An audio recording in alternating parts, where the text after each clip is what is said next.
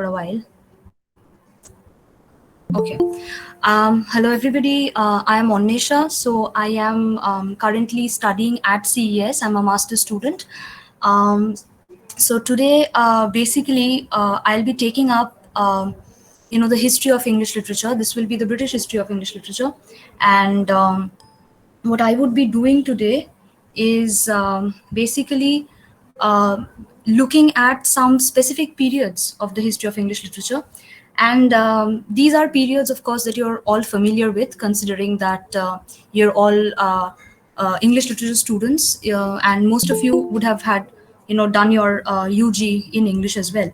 So what I would like to do today is I have divided the entire history of English literature into two sections. Today I'll be dealing with I'll start with Chaucer, the age of Chaucer, and I'll continue on till the Restoration. And tomorrow, which is on the 30th, I'll probably be looking from the Restoration onwards till your modern poetry and whatever modern to the modern age, or the modernist period. Okay, so before I start, there are a few things that I would definitely like to draw your attention to. This session is not meant to be a very holistic or a very in-depth, class on history of literature, because I'm assuming that you all know your history of literature.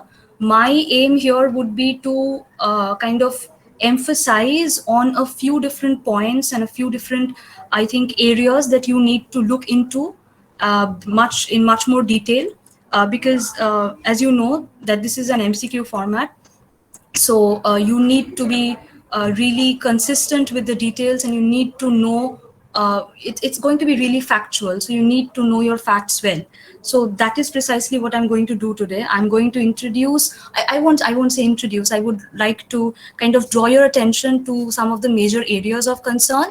And well, I hope I have prepared a few slides, so I'll be sharing my screen. And well, let's begin. Okay, one more thing before I start is that I would like to say that I'm starting with Chaucer, and I'm not really talking a lot about the early Middle Ages or the Anglo-Saxon period for that matter, because in from my own experience, when I was preparing for my masters, I saw that well, the Anglo-Saxon period is not of much importance when it comes to, MCQ exams in English. So I have kind of omitted that, but you might, go back and read your Anglo-Saxon if you want to. But I'll begin with Chaucer. So please wait for a few seconds. I'll start sharing my screen, and I hope you can see the slides.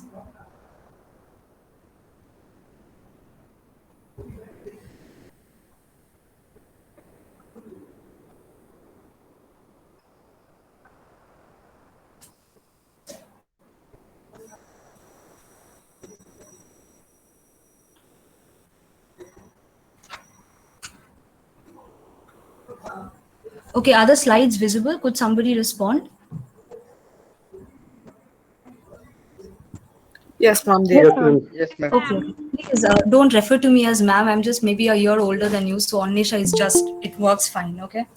So to begin with Chaucer, what we see is that Chaucer was basically, he was writing and he was producing his work at a period which was, it was socially, it was a very thriving period. We see that he was under well, his life, if you look at his lifetime, or the span of his work, you'll see that he was basically writing under three monarchs.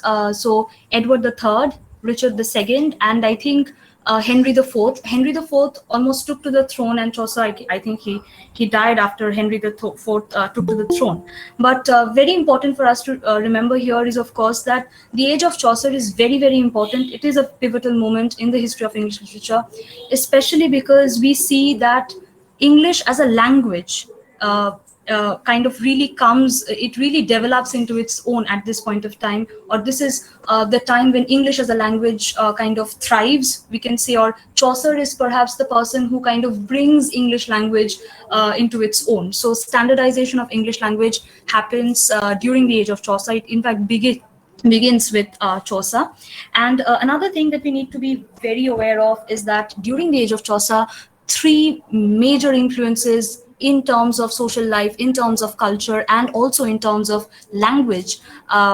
Three major influences are at work. We have the Latin influence, we have the French influence, and we also have the Italian influence. If you are familiar with English philology or the history of English philology, you'll know of these. You would have heard of these influences.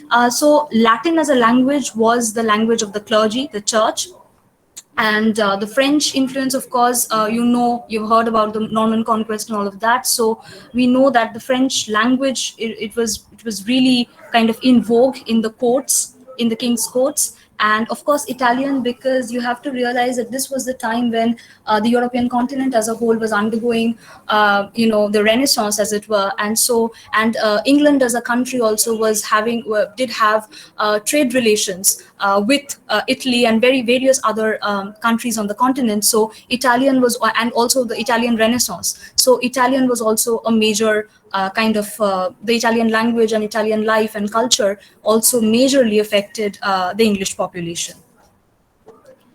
Now, basically, let's be strategic about this, and let's not really go into all the vast, whatever details that you have of this period. So, I have narrowed this down, and I would like to talk about Geoffrey Chaucer here.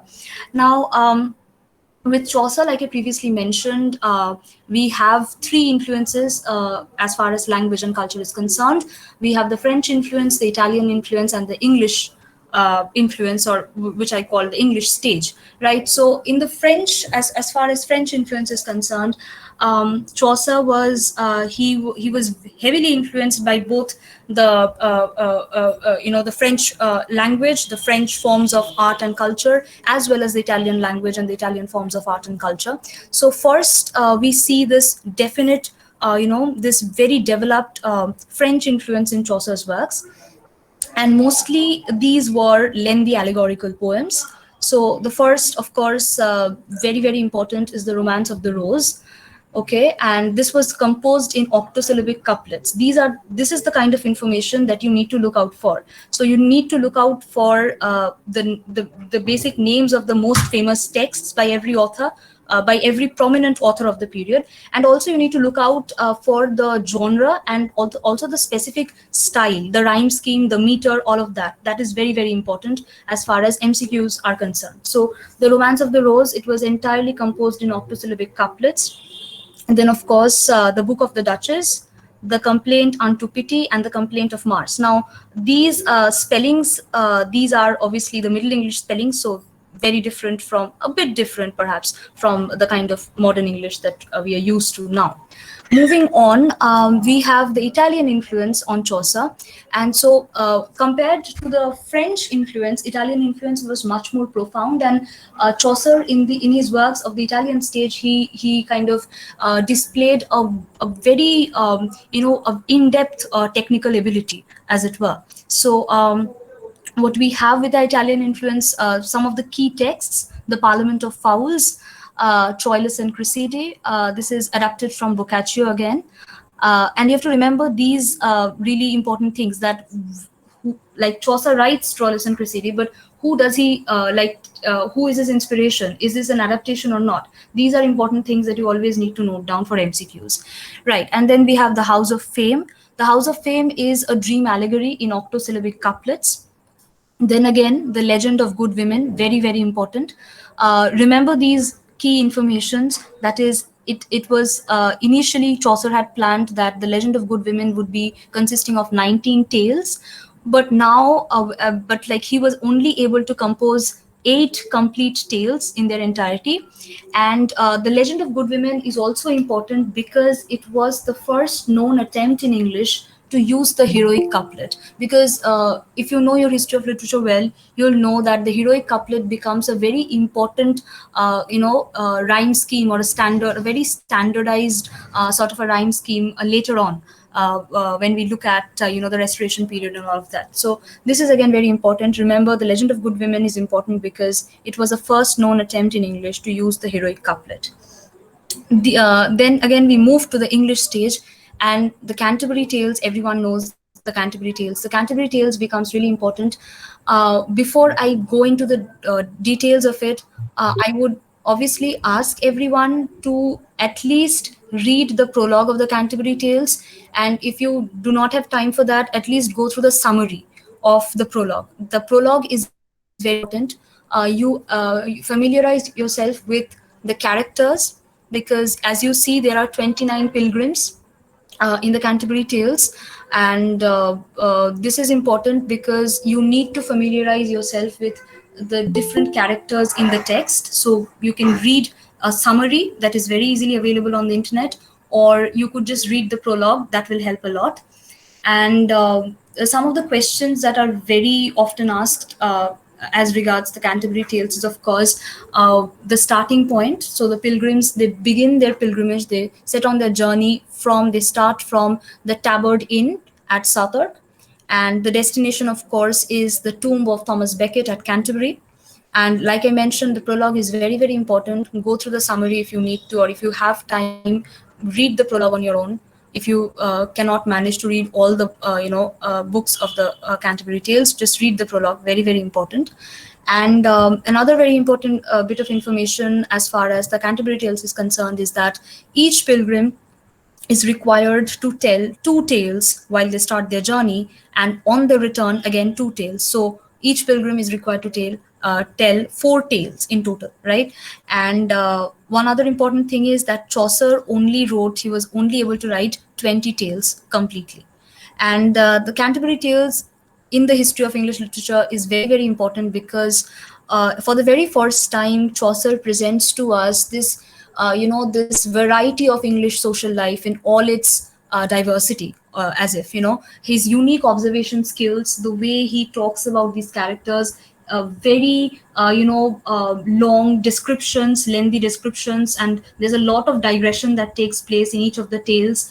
And his sense of humor really shines through. If you read The Wife of Bath's Tale or The Pardoner's Tale, you see that sense of humor. There's this, it's not really caustic humor, but it is a very gentle sort of a humor that he kind of indulges in. And also there's a lot of satire here and there as well.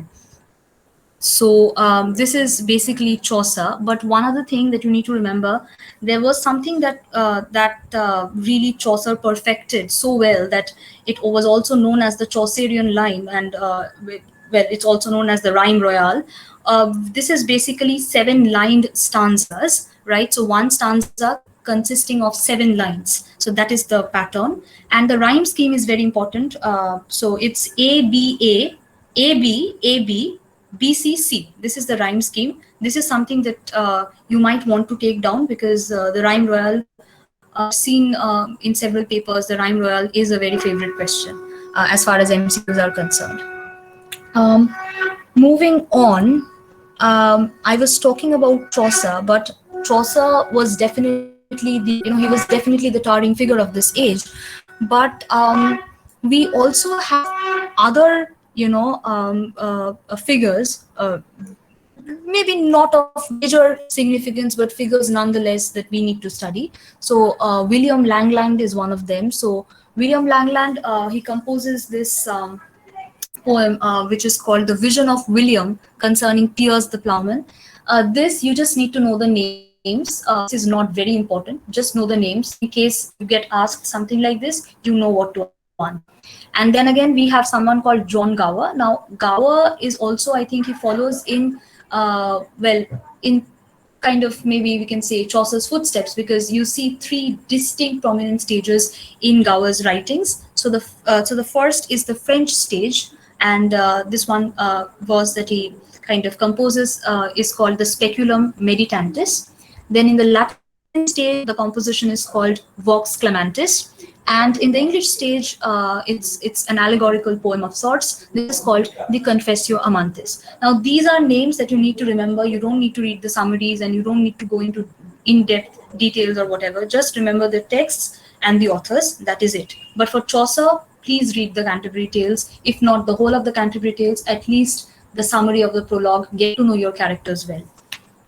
As far as prose writing is concerned, only one major literary, I think, figure, Sir Thomas Malory. You've also, I think, heard of Morte d'Arthur. This is the text that he writes. Sir Thomas Malory writes Morte d'Arthur, and well, this is, I think, this kind of sets the stage for Arthurian romances, right? And this is also drawn from a French Arthurian romance. And now let's look at, to sum up, let's look at the literary styles of the period. We see that during the age of Chaucer, allegory is something as a genre that really takes a lot of, that really kind of, comes into its own during this period. And allegory is important because this particular genre, this particular style is very well suited for expounding religious and moral themes. So religious and moral themes could be very well catered to the audience through allegorical verse.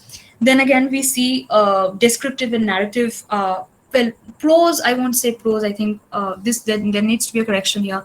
It's not Canterbury Tales is not prose. It's definitely poetry. But the kind of descriptive and narrative poetry that we see, Canterbury Tales is a brilliant example of that. If you have read Canterbury Tales, you'll know the kind of details and digressions that Chaucer kind of works through in this particular text. I spoke about the rhyme royale, which becomes dominant, and the rhyme royale also kind of, the emergence and the preeminence of rhyme royale kind of also kind of situates this movement from a very complex sort of a meter that was that writers would follow, drawing influences from the French and the Italian, and then to a very simple meter with the onset of the English vernacular. And then also poetic diction, however, well, we see that in terms of the rhyme scheme, perhaps there is a movement from complex to simple meter. But as far as poetic diction is concerned, there is always this tendency still in the age of Chaucer, a tendency towards French and classical modes. So heavy poetic diction is prevalent during the age of Chaucer. Now, with Chaucer, I think we are in the middle stage of the Middle Ages, but after Chaucer, we have what I would call the late Middle Ages. Now, the late Middle Ages is important because the late Middle Ages kind of ushered in the flowering of drama. It was like the starting point for drama that kind of really flourished so well in the Elizabethan age, in the times of Shakespeare and the university wits. So this is very important. The late Middle Ages, we see a profusion of plays and drama being written, a profusion of plays being not more often than written. They were being performed. A lot of performance takes place. So the first kind of play that emerges during this period is, of course, what I would call what is called the miracle plays. Now. The miracle plays are basically plays that would be performed within the church, and they would be mainly under the control of the members of the church, right? So the church, the clergymen, the liturgy, they would be under control. They would be basically directing those plays and coming up with the scripts and all of that. And because these plays were under the influence of the church, obviously you can understand that these plays were by their very nature instructional and didactic, right? So, what were the subject matter of these plays? Of course, these were stories from the New Testament. So, you could have episodes of the Nativity being acted out or performed. Sometimes stories from the Old Testament were being performed as well. So, you have the fall. মা দরজাটা বন্ধ করে দাও না। Sorry. So yeah, for and then you would have stories from the Old Testament as well. So we have from the Old Testament you'd have reenactments of the fall from heaven. And now these plays, however, they were so popular with the public that they came to constitute entire cycles of plays. So starting from the biblical event of creation to the day of judgment. So all of those episodes in between would be kind of enacted. So you can understand the tremendous power that the church wielded. It was almost like through these plays, through the performance of these plays, the church wielded enormous power over the public, right? And I think these plays kind of really helped them to kind of almost penetrate into the public with their religious didacticism, right? And again we see, however, that the church does not really, for the longest time the church really did have control over these, over the performance and the direction of these plays. But with time we see that the church, kind of the clergy, they tend to lose their power, and a transfer of power takes place. So from the clergy, now power goes into the hands of the social guilds. Now these social guilds are, they're basically like unions, trade unions of like merchant unions of sorts. And now these guilds were no longer under the control of the church, but they were under the control of the town council. So and because now drama kind of gets decentralized from the clergy to the social guilds, what we see is that within a town several guilds pop up. So there is also this rivalry, a steady sort of competition between several guilds inside of a town. Then the other thing is, of course, you have to remember that these plays were predominantly performed in Latin when these were under the direction of the church and under the direction of the clergymen.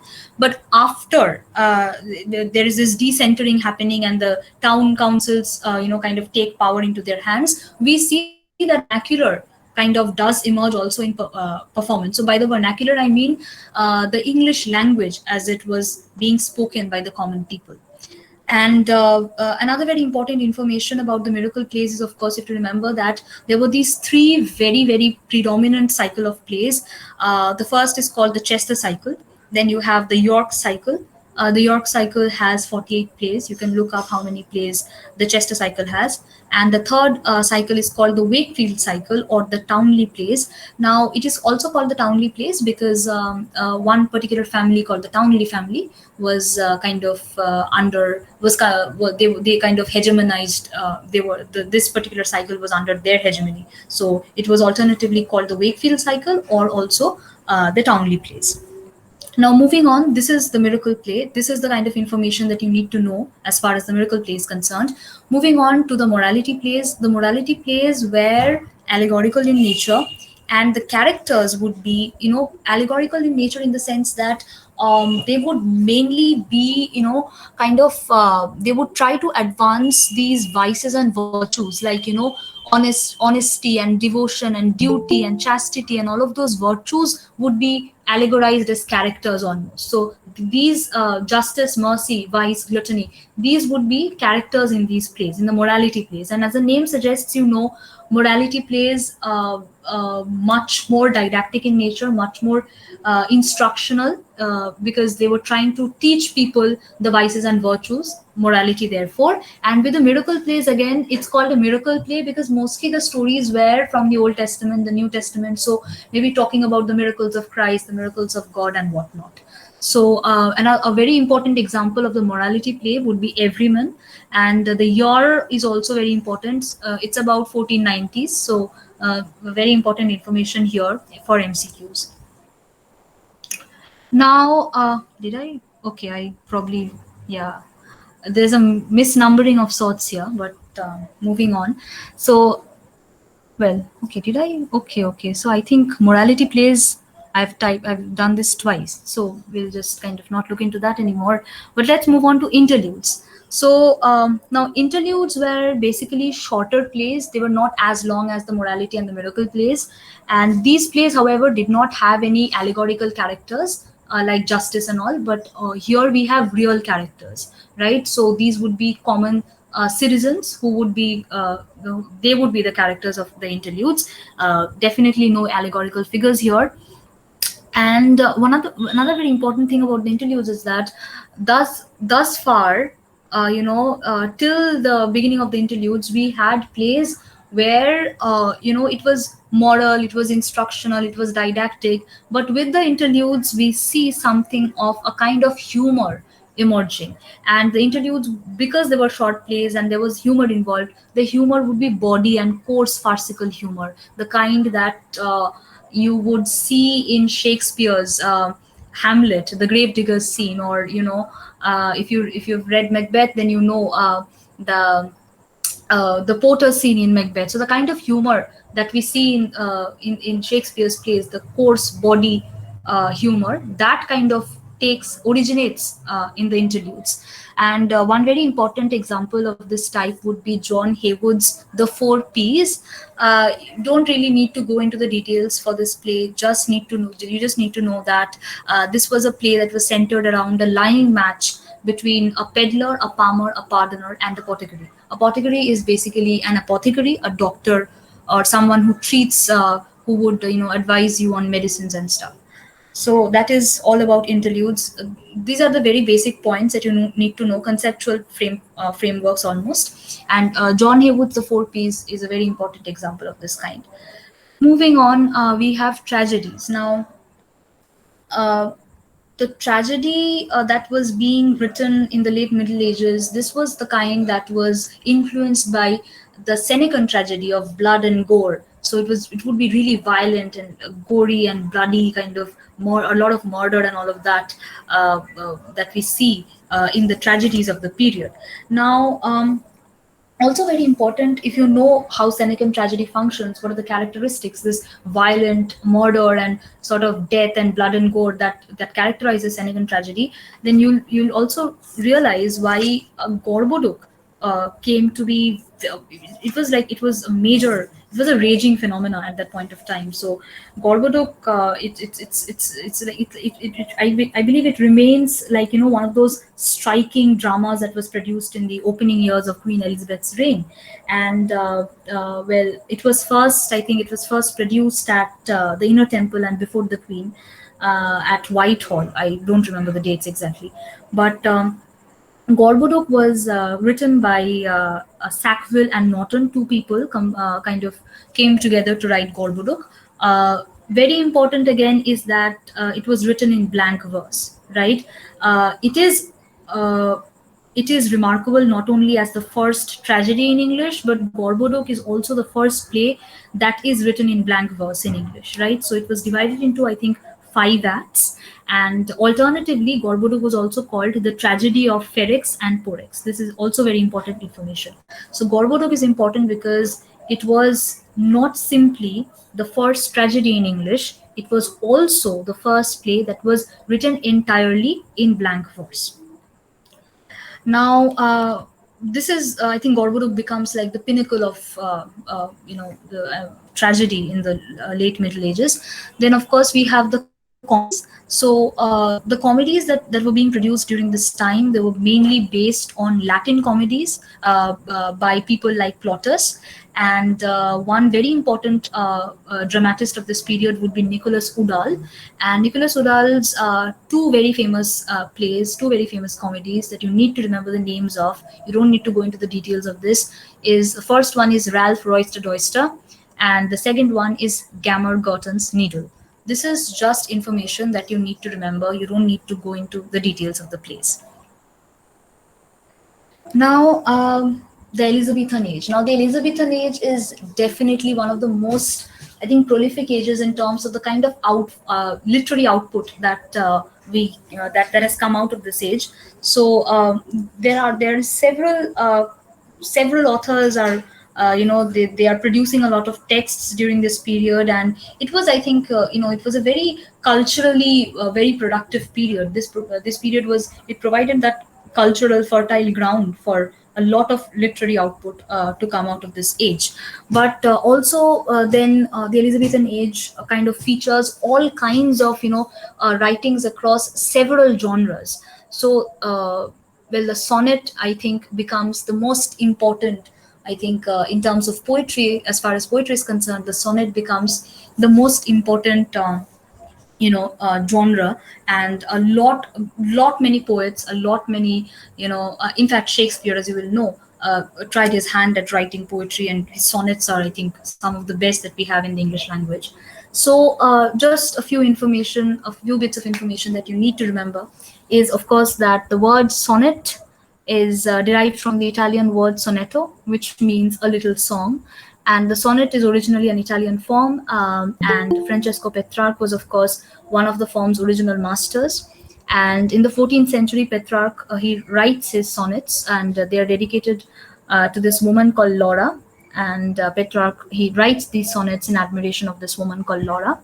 And very important again, you have to realize the importance of these rhyme schemes, the sonnet structure. It varies greatly. So with Petrarch, the Petrarchan sonnet was basically of 14 lines. So the first 8 lines were the octave, the last 6 lines were called the sestet. And this is basic knowledge. And the function of the octave is that the octave presents and develops, sorry, it's not and, it presents and develops a single conflict, not and then the sestet, okay, typing mistake again. So a sestet basically offers a resolution of the conflict that is developed in the octave, or it offers a kind of a a reflection on the on the problems that have been developed in the octave. And again, there is this term called a volta, volta. The volta is basically, it represents the poem's turn from the octave to the sestet, and it usually appears at the beginning of the sestet, right? And with Petrarch, I think he was writing also in iambic pentameter. And the rhyme scheme of the Petrarchan sonnet, there were two patterns basically. So one was ABBA, CDE, CDE, and the other was ABBA, CD, CD, CD. These two patterns, as far as Petrarchan sonnet is concerned, is very important. So you might need to remember these two rhyme schemes.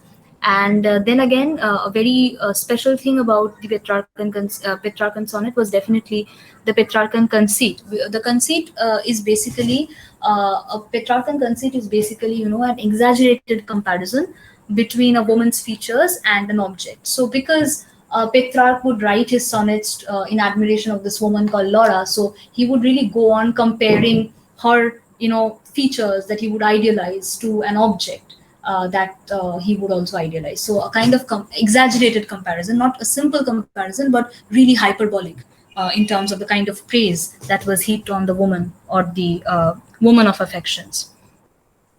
Right. So this was the Petrarchan sonnet, and a few characteristics of the Petrarchan sonnet. But it becomes important for us in the Elizabethan age, as far as the history of English literature is concerned, that we pay attention also to the people in England who were writing sonnets. Of course, I think the first person who he kind of introduces the sonnet into England in the 16th century is Sir Thomas Wyatt. So again, very important that, Wyatt was the first person who introduces the sonnet into England in the 16th century. And by that time, the sonnet was a very popular kind of a genre. It was a raging phenomenon all throughout Europe, not just in Italy and France, right? And Wyatt, he very consistently, in fact, utilizes, he translated much of Petrarch's works from Italian into English, and he very consistently utilizes the technique of the Petrarchan conceit in his sonnets. And then we have Sir Henry Howard, who was the Earl of Surrey. Now, Sir Henry Howard was also a contemporary of Thomas Wyatt, but with the Earl of Surrey, what we notice is that he does not really follow the Petrarchan scheme of things. He does not follow the octave sestet structure.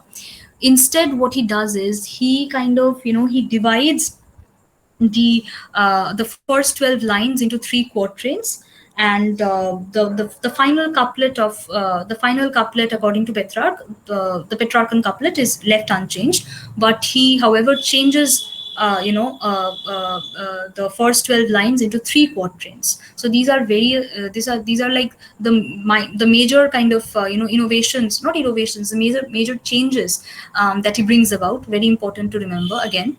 And Earl of Surrey, his kind of his as far as the rhyme scheme and the meter is concerned, he was really using unrhymed iambic pentameter, or what came to be known as the Elizabethan blank verse. And now Wyatt and Surrey, the major sonnets composed by by these two people are, we get them, these are posthumous publications. So once both of these people were dead, so after that, this man called Richard Tottle, he brings out a collection of poems. This is called Miscellany. And here, the first 36 poems are by Surrey, and I think the remaining are by Wyatt, and I think there are several other authors involved as well. But you have to remember that Richard Tottle brings out this collection after the death of Wyatt and Surrey. This is called Tottle's Miscellany, or it's also called simply Miscellany, and the first 36 poems here are by Surrey. Now, Edmund Spenser also becomes someone really important who writes sonnets, and his sonnet collection is called Amoretti, and we have 89 sonnets in this collection, and all these sonnets. Hello, 1 second. Sorry to interrupt. I just wanted to know if Wyatt and Surrey they were two different people. No, no, no, no. Yeah, yeah, they were different people. So Sir Thomas Wyatt and then Henry Howard, the Earl of Surrey. Okay. Thank you so much. Yeah, yeah, sure. Okay. So, moving on, Edmund Spenser was somebody again who was writing sonnets, and Spenser's the sonnet collection is called Amoretti, and he was writing. He wrote these sonnets in honor of this Irish woman. But again, this is a collection of 89 sonnets. This is the kind of factual information that you need to kind of take note of. And well, Philip Sidney again writes. He writes his sonnets as well. His collection is called Astrophil and Stella. This is a collection of 108 sonnets. This kind of catalogues the relationship between Philip Sidney and Lady Penelope Devereux. Now, well, as far as I know, I think Sydney was kind of enamored of this woman, but ultimately, I think she goes and marries somebody else. I think she goes and marries someone called Sir Richard Rich. This is just trivial information. This is stuff that you don't need to take down. But well, this kind of this sonnet collection kind of chronicles the shifting relationship between Sydney and Lady Devereux.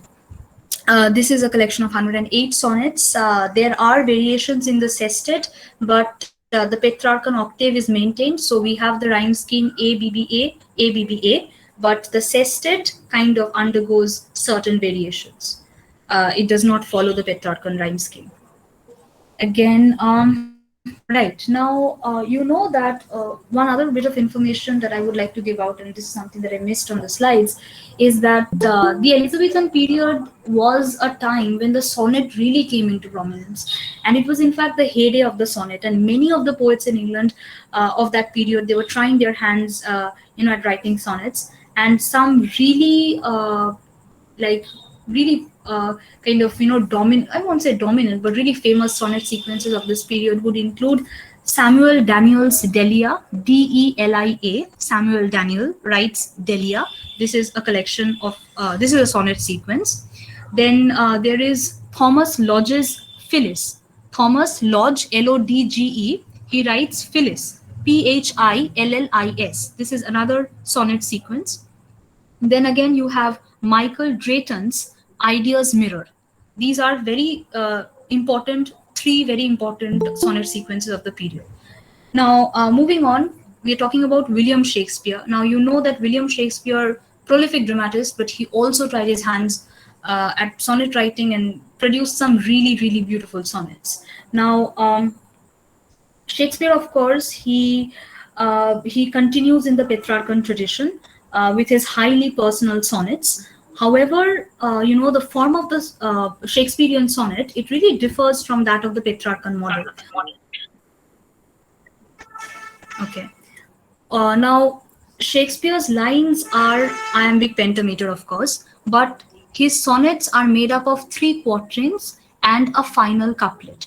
And his rhyme scheme is A, B, C, D, E, F, G.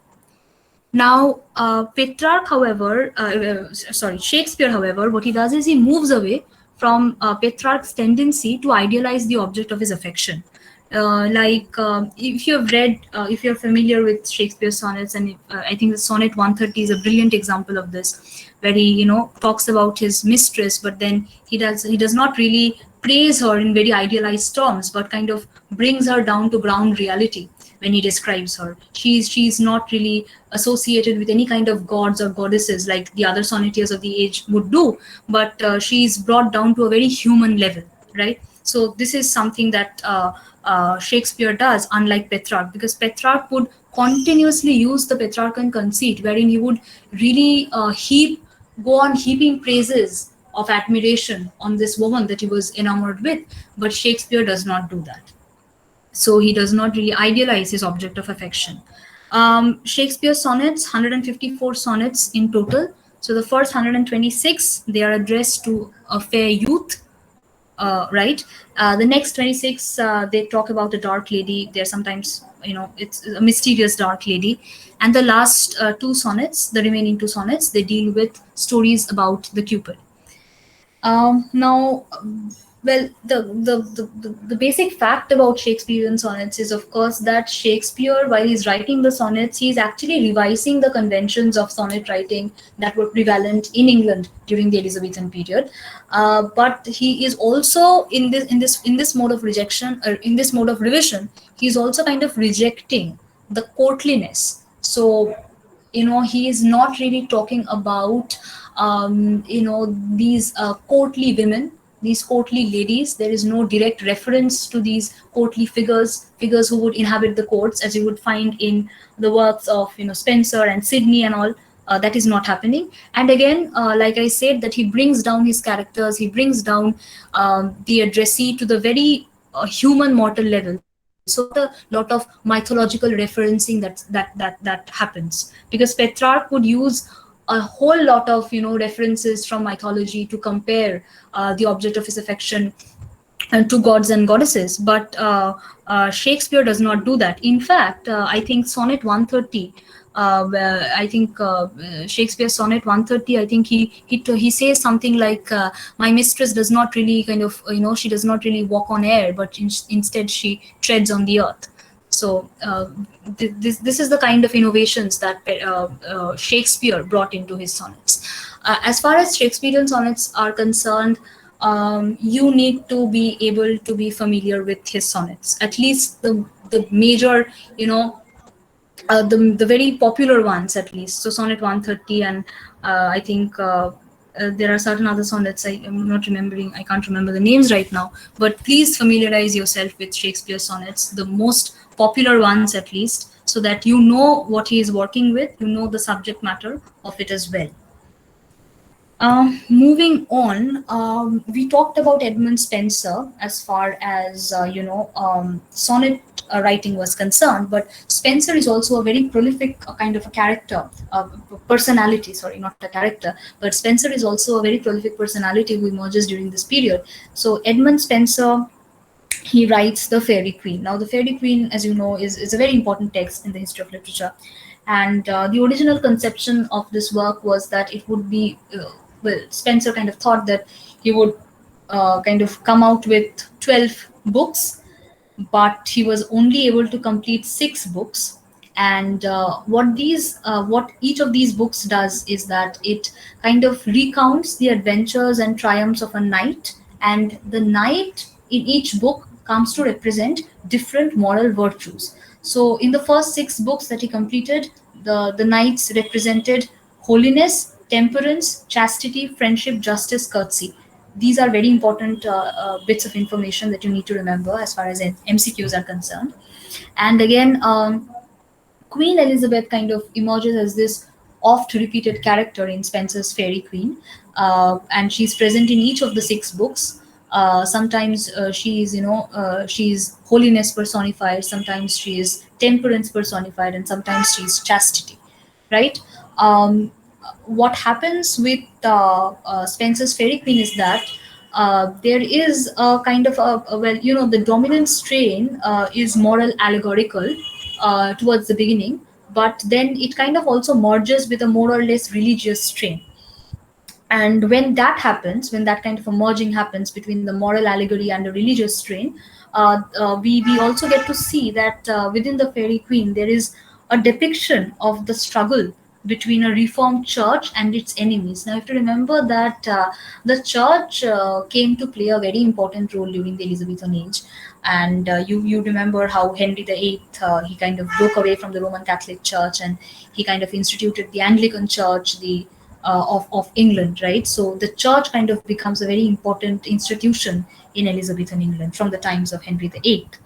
Now, Spencer also writes another very important kind of verse that is called the Epithalamion, which was an ode in honor of his marriage. This was an ode, and this was not a sonnet. This was an ode, epithalamion, in honor of his marriage.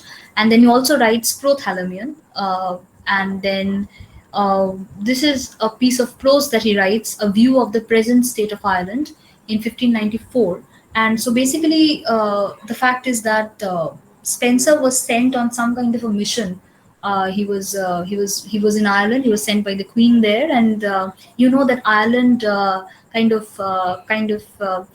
was in fact a colony of Britain. So the Irish and the English, they never really uh, well, they never really saw eye to eye. And so when when he comes back to England, he's asked to write a report, and he writes in 1594 a view of the present state of Ireland. This is a prose tract, and he the kind of writing, the narrative itself is it kind of reeks of this exceedingly hostile kind of well uh, attitude towards the Irish. So that is very important. A view of the present state of Ireland is a prose tract by Spencer, where he talks about the condition of Ireland during the reign of Queen Elizabeth, and basically he's really kind of trashing the Irish in this particular tract. Now we will enter into the domain of drama. Now, drama, again, prolific. A lot of plays were being written, but you can really roughly kind of divide this into a pre-Shakespearean sort of a age, pre-Shakespearean drama, and then Shakespeare in the middle, and then followed by a post-Shakespearean kind of a drama. So, in the pre-Shakespearean drama, uh, we have the university wits. These were the men who were writing specifically, who were really writing their plays during the Elizabethan age, before Shakespeare, of course, came into the picture. And Shakespeare was not a very educated and refined and somebody who had a lot of education. Shakespeare was not that kind of a person. But these university wits who came before Shakespeare, they were called university wits. Obviously, university meaning, well, of course, the reference is to the two universities in England at that point of time. These were centers of learning, Oxford and Cambridge. So these were men who were studying in Oxford and Cambridge, and they were writing plays. So they are called university wits. And well, the very famous university wits, you have to remember these names. These are very important names: George Peele, Robert Greene, Thomas Nash, Thomas Lodge, and Thomas Kidd. So three Thomases, right? So these are the people who are writing, and of course Christopher Marlowe, very important among the university wits. So George Peele, basically, just remember the names. You don't have to look up the plays at all. And I don't even know if they're going to ask you this, but just for the sake of it, if you can remember the names, it'll help. So, The Arraignment of Paris and The Old Wives' Tale by George Peele. And, well, just remember the names of these three people, Green, Nash, and Lodge, as university wits. And then we have somebody called Thomas Kidd. Thomas Kidd is important because he writes the Spanish tragedy. Now, this I would ask you, if you could, if you have time, you can actually look up the summary. A Wikipedia summary would do perfectly well. Just familiarize yourself with the plot a bit, the story, right? And you can also familiarize yourself with the characters in the play, because the Spanish tragedy is like one of those pivotal, kind of one of those very famous examples of the kind of play that was being written in the Elizabethan age. So the Spanish tragedy is very important. This was authored by Thomas Kidd. Read up the summary at least, familiarize yourself with the plot as well as the characters. Now, moving on to Christopher Marlowe. Christopher Marlowe, again, prolific among the university wits. He was, in fact, as a playwright, he was attached to the Lord Admiral's Men. That was a group, Lord Admiral's Men. So you have the Queen's Men, the King's Men, and all these various groups in Elizabethan England who were, so they were basically groups of playwrights and then actors as well. So he belonged to the Lord Admiral's Men. And Christopher Marlowe has some really brilliant plays that he's written. So he writes Tamburlaine Part 1 and Tamburlaine Part 2. Again, very important. You need to know the characters in Tamburlaine, read up a summary so that you're well acquainted with the plot. If not of Tamburlaine Part 2, but definitely of Tamburlaine Part 1. And then another play that Christopher Marlowe writes, this one is called Faustus. Now, Faustus, again, very important. Most of you probably would have heard of Faustus, and some of you might have even read it. So, Faustus is basically about this kind of this person who has this desire, who is on this quest for infinite knowledge. And Faustus is again kind of very significant because within this play, the very themes that Marlowe develops, this unending, this almost thirst for knowledge, ambition, power. So these are themes that were kind of really in tandem with the Renaissance that was occurring in England and also elsewhere on the European continent. So Faustus becomes very important, and this person called Faustus, what he does is he desires infinite knowledge, and he goes on. He makes a pact with the devil, wherein he kind of sells his soul to the devil, and for 24 years he wants infinite knowledge and infinite power. This is the pact that he makes with the devil. Again, with regards to Faustus, if you have not read the play, I think that's a bit cumbersome to read the whole play. But please go through the plot, the read up the summary, get to know your characters, and the basic details that the summary will provide you would be enough. Now, the one reason why I keep stressing on reading up the summary for the sake of the plot is because I don't know if you have been able to take a look at the previous year's question papers, but since 2019, when this when they started this MCQ type of questions, especially for JNU, I think there has been they have this tendency to kind of pick up one play by any of the playwrights. Like last year when I was sitting for this exam in 2020, I think there was this one question on Shakespeare's Merchant of Venice. So basically, what we had to do is they gave us four options, I think, or five options: A, B, C, D, E, and each option was basically one statement from the play. A statement meaning, you had to arrange those statements in order so that you could chronologically arrange them in order so that you get the plot of the play. So that was a question that we were given. So if someone who does if somebody does not know the sequence of the events in a play, you'll not be able to answer questions like that. So this is why time and again I'm saying that only for those plays that I'm telling you about, or those authors or playwrights that I'm talking about, when I'm telling you that these plays are important, so please read. If you're not able to read the entire play, because I believe you don't have a lot of time right now, at least go through the summary so that you know your characters, you know your plots, because you don't know what kind of questions they're going to throw at you. So if you know the sequence of the plots, then at least half of your work is done. Now, okay, coming back, Christopher Marlowe also writes The Jew of Malta, Edward II, and The Tragedy of Dido, Queen of Carthage.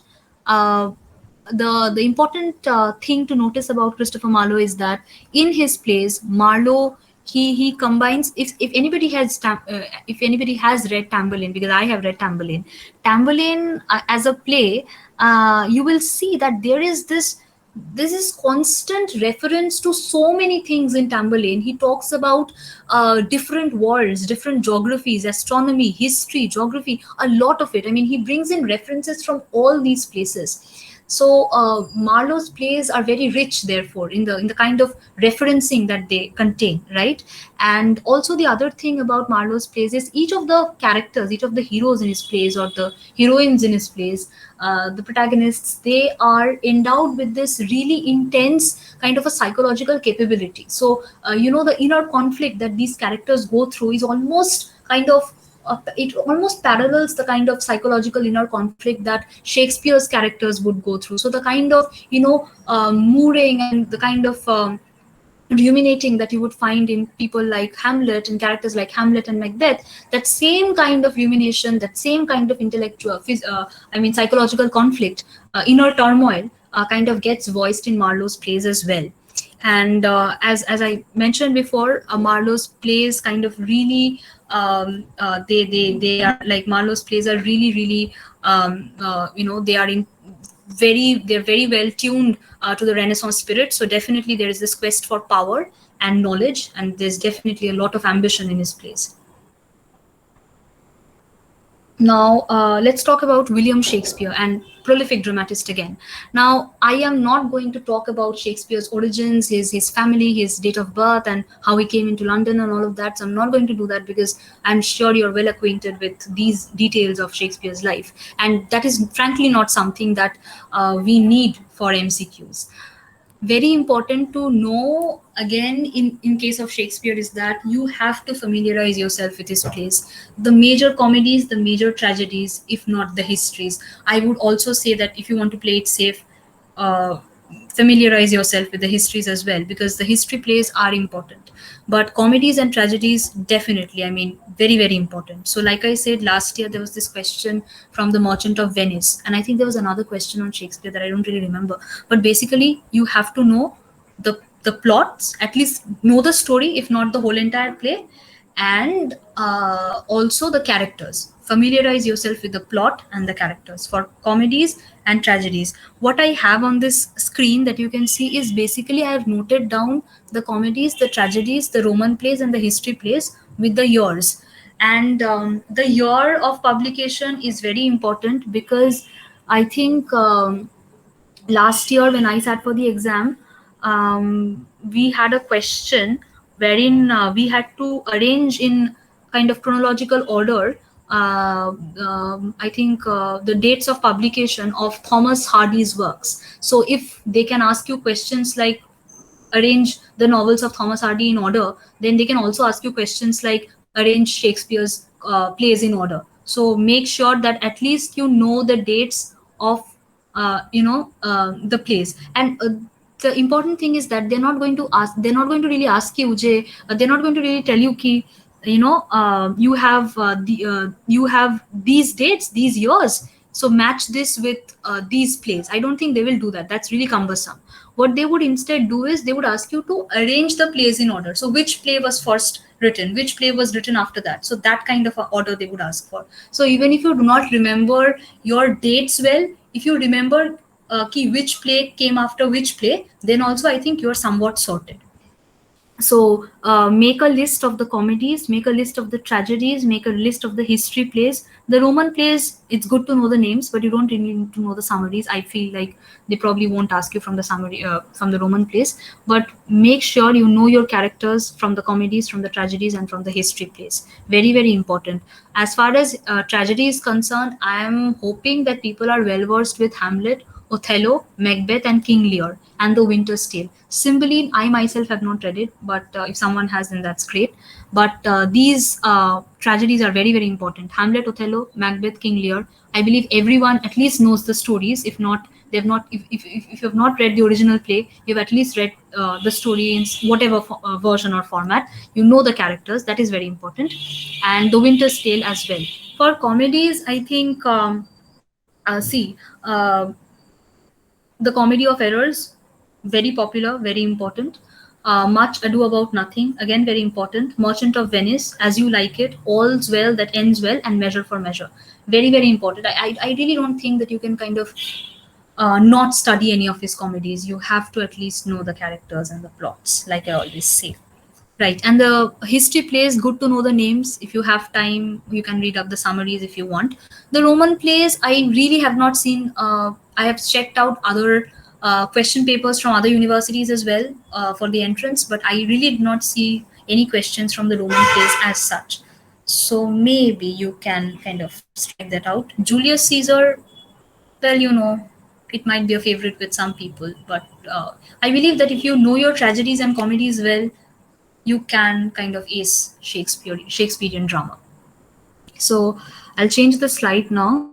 And now we are into drama post Shakespeare. Now, once Shakespeare is gone from the stage, who are the people who are taking up drama and how are they doing it? So, first we have someone called Ben Jonson. So, Ben Jonson, again, with Ben Jonson, I think it's important to know the names of the plays. You don't really need to go into a lot of detail with Ben Jonson's plays. Like, you don't have to mug up the summary and the plot and all that. So just remember the names.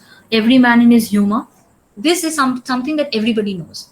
You ask any UG student of English literature, Ben Jonson has written Every Man in His Humor. Everybody knows that. But what people don't know is that there is also another play that Ben Jonson writes in the very next year, in 1599, which is called Every Man Out of His Humor. This is also something that you need to remember. Then he also writes Volpone or the Fox, The Alchemist, and Bartholomew Fair. Um, just remember the names. I don't think you need to go into details for the plot and the characters and all of that. Again, we have someone called John Webster. Now, John Webster is important because he's writing in the Senecan revenge tragedy, the tradition of the Senecan revenge tragedy. And the basic features of a Senecan revenge drama is, of course, supernatural themes, a lot of blood and horror um, that you have here, and a lot of crimes being committed, a lot of murder being done, a lot of backstabbing being done by people of the same family. And then it Webster kind of shows this keen appreciation for the tragic conception in each of his characters. So most of the characters, the major characters, the dominant heroes of his plays, they again kind of demonstrate that tragic sense of that tragic sense of foreboding, that tragic sense of doom. So that is very well crafted in Webster's tragedies. Two plays by Webster, The White Devil and The Duchess of Malfi. Now, I would suggest that you go up and read the summaries of these plays, at least know your characters well, because in certain universities, in their masters, they actually they actually study The White Devil and The Duchess of Malfi, and these are really important, kind of plays post Shakespeare. So you can, and I think you should read up the summary for The White Devil and The Duchess of Malfi, at least get to know the characters well. Then we move on to Elizabethan prose. Now, like I said, Elizabethan age, a lot of literary output across all genres. So prose was definitely not missing, it was definitely there. So, with regards to Elizabethan prose, some of the things that we need to remember, we have Philip Sidney's Defense of Poesy. So he writes this in 1595. There are two editions of this text. And basically, what you have to remember, this is important because Philip Sidney, it is not an independent kind of a creation per se. Sidney writes this as an answer, as a fitting reply to a pamphlet. The pamphlet is called The School of Abuse, right? And this was a pamphlet that was authored by someone called Stephen Gosson.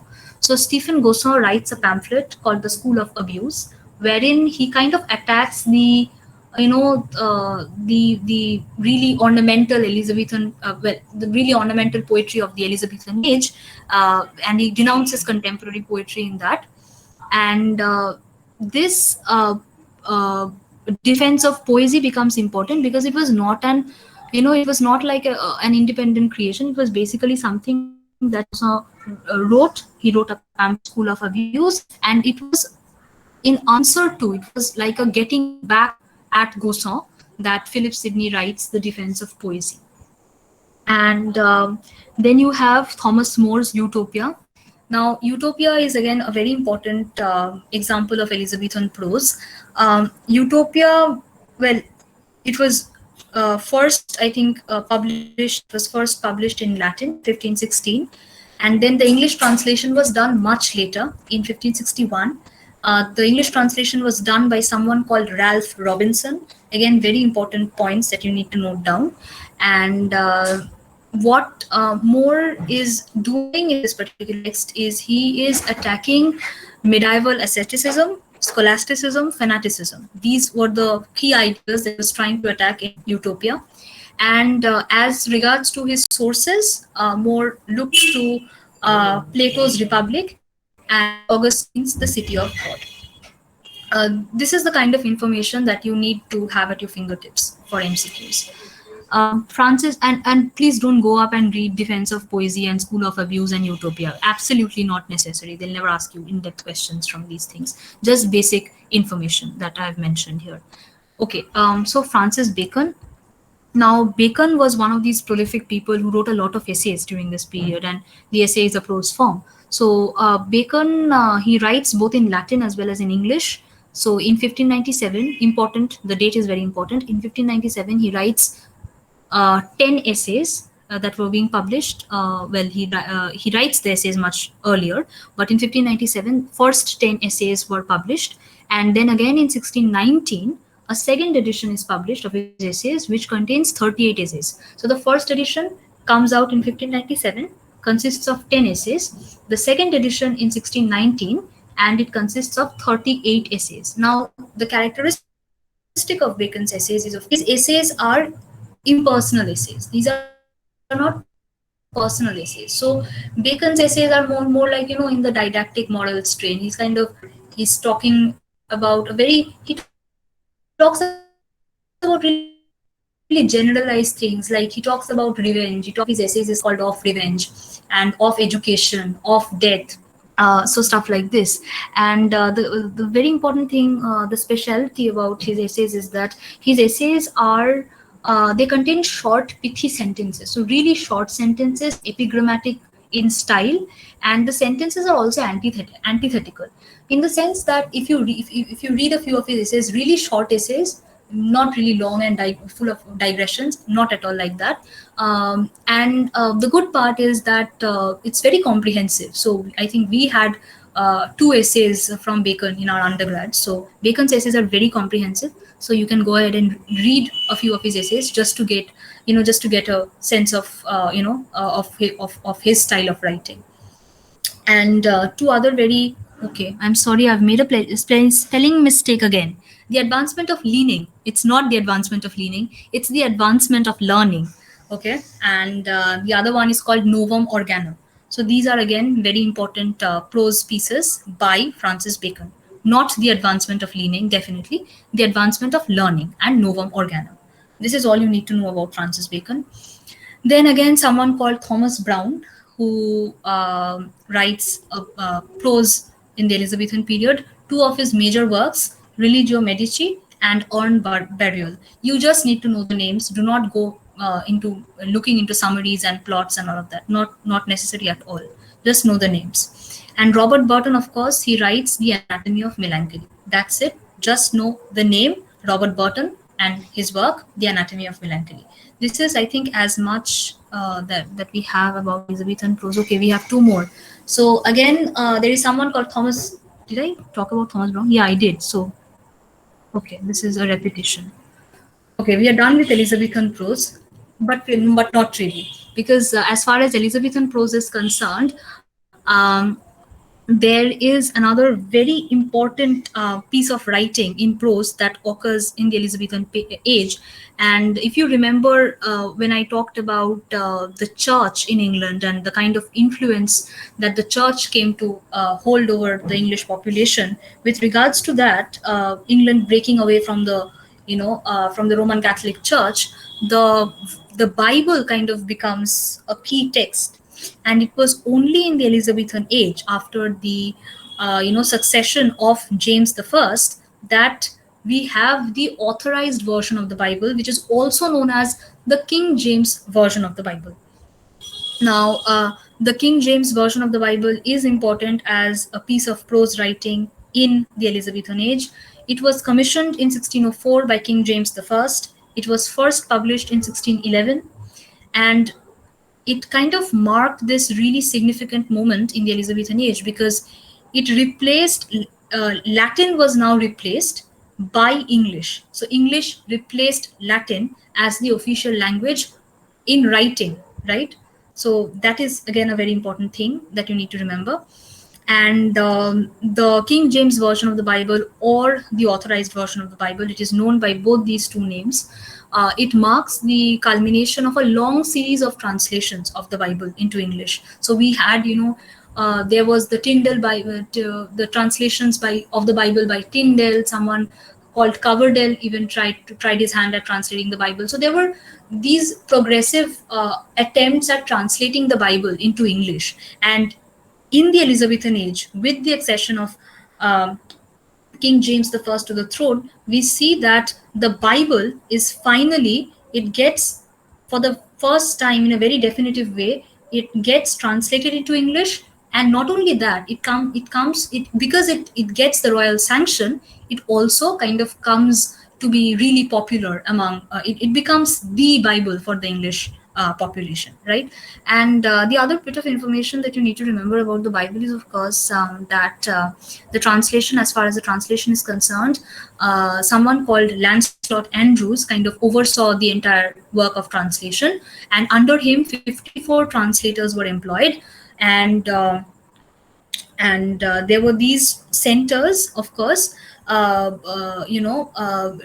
two groups would be stationed in London, two groups would be stationed in Oxford, and two groups would be stationed in Cambridge. This is how the translation was brought about. So groups of people, two groups of people in London, two in Cambridge, and two at Oxford. And another very important characteristic about, of the Bible, King James version of the Bible, is, of course, that the Bible sought to kind of tread a middle ground, between Roman Catholicism, between the two extremes of German Calvinism and Roman Catholicism. And also, the Bible is very important because, like I previously mentioned, it completely kind of signaled the complete cutting off of ties of England from the Roman Catholic Church as far as religion was concerned, and it kind of affirmed Protestant England. So if you have a religious text that is sanctioned by uh, the ruling monarch, then you know that that faith, that religion, is finally gaining official recognition. So the King James version of the Bible does signal that. So as an example of Elizabethan prose, the authorized version of the Bible becomes really important. Now, I have done, I think I've covered pretty much of what you need to know as far as the Elizabethan age is concerned. Now, we'll move on to the period of the Civil War. Now, in you can look up the historical and the social conditions of during this period from 1630s roughly. This is not a very definite demarcation of period. 1630 to 1660 is a rough demarcation. So roughly this was the time when the Civil War was taking place in England. But also please remember that social and historical conditions are not very important, which is why I have omitted these in this particular session. If you are familiar with the social and historical conditions, great. If not, I don't think there's a lot you need to worry about. Just focus on the literary, information. So during the Civil War, we see poetry, again kind of taking a lot of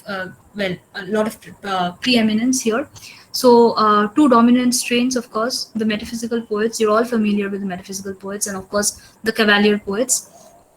As far as metaphysical poetry is concerned, the term metaphysical was first coined by Dr. Johnson in the text called Life of Cowley. This was sometime around the 17th century.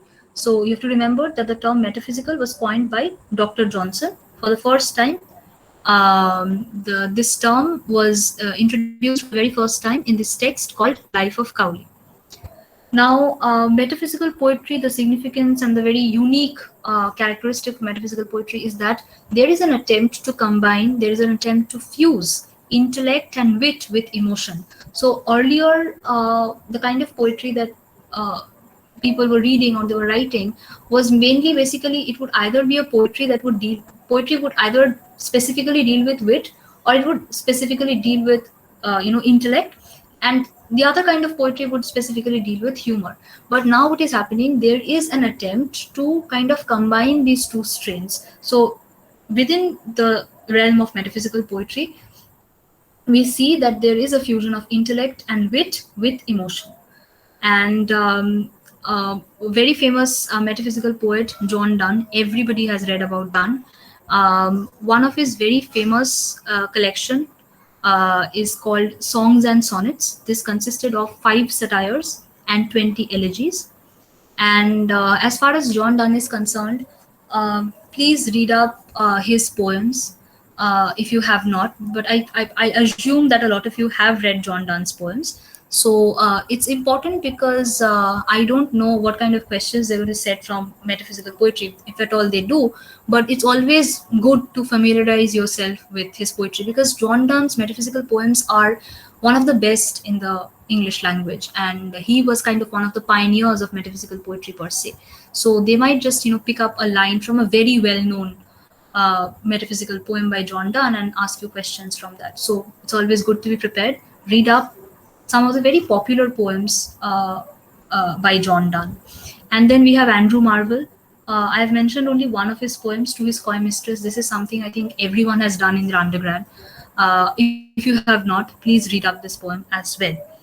And the basic I think funda being that when you read metaphysical poetry, try to identify where is this metaphysical conceit, where is this conceit being worked. So where do we see disparate ideas being fused together, where do we see intellect and wit fusing with emotion. So you have to identify those areas, and once you identify those areas, you will be able to get the full flavor of metaphysical poetry as such. And apart from John Donne and Andrew Marvell, there are three other very important. Okay, yeah, three other very important poets. Again, a mistyping here. So George Herbert, Richard Crashaw, and Henry Vaughan. These three other poets, metaphysical poets, are important. But mostly, I would say read up a few poems by John Donne and definitely Andrew Marvell's To His Coy Mistress, and you probably are sorted for metaphysical poetry. They never ask you questions about these other three poets. You just need to know their names, and that's all. Now moving on to the Cavalier poets, metaphysical poetry was mainly kind of within the strains of religion and morality and all of that, and there were themes of love as well because some of John Donne's, even most of his famous poems, A Flea, and I think well, a few other poems. I can't recall the names right now, but most of his poems have a lot to do with love as well. But Cavalier poetry did not really contain that religious strain, because when I was talking about songs and sonnets by John Donne, John Donne has written a lot of religious metaphysical poetry as well. So it's not all romantic love and erotic love in John Donne's poetry, right? There is also a metaphysical, religious metaphysical strain. But with the Cavalier poets, the theme is specifically and uniquely of love. So that is the major point of difference, right? And with the Cavalier poets, just know the names: Robert Herrick, Richard Lovelace, and Sir John Suckling. These are the three people, uh, three, I think, very famous Cavalier poets. Just knowing the names would be enough. Now I would move on to Milton. Milton is another kind of a gigantic figure during the Civil War in England. In terms of literary output, I think it's just prolific. I mean, look at the volumes that he's written. I think all his life, this blind man goes on writing, and writing doesn't stop. But yeah, we are. I personally do not enjoy a lot of Milton, so I probably would kind of brush this over. But you need to know Milton for your entrance. So Milton, again, he's writing prose, he's writing poetry, he's also written a masque. Now, as far as prose is concerned, he writes this tract called Of Education, and he also writes something, another tract in prose, which is called Areopagitica. These are names very, very important. You need to know. Look up Areopagitica in any of the history of literature books that you have. At least one paragraph, I think, will be there in any history of literature book. Areopagitica is important. I won't really go into a lot of detail about it, and you don't really need to know the details. But it would be great if you know at least what it is about. Then that would definitely help you. So Areopagitica basically deals with this censorship laws that were being passed in England during this period of time. And well, Milton was especially kind of he was really driven to kind of combat these censorship laws, because these laws were passed, and it was required by these laws that before any text would be before any text would go to the printer, right? There would be I think it was called the licensing order. Yes, it was called the licensing order, and this was passed somewhere around 1643, I think. Basically, what this required is that it required the authors to have a license approved by the government before they could publish their works. And why did Milton particularly choose to kind of raise his voice against this kind of a licensing and censorship? This was because Milton was writing this particular tract on divorce, right? He was writing pamphlets on divorce, and well, Milton's. I think Milton was living in Puritan England, and the Puritans were really strict and really strict moral codes that they had, and they would never. Kind of entertain something like divorce. So Milton writing pamphlets on divorce obviously met with a kind of hostility with the with the government, because they're passing out a licensing order, and the government was trying to well, pull the rug over Milton's pamphlets. But Milton was really kind of combating that. And so Areopagitica is kind of an exhortation to the members of the parliament to kind of repeal the censorship laws. The licensing order of 1643 led Milton to write Areopagitica, because he was trying to get his pamphlets on divorce published, which he could not if the order was put into place. And interestingly, Areopagitica was published in November of 1644, because 1643 is the date, is the year when the licensing order was being kind of talked about in the parliament. And 1644, Milton, he publishes Areopagitica. Now, um,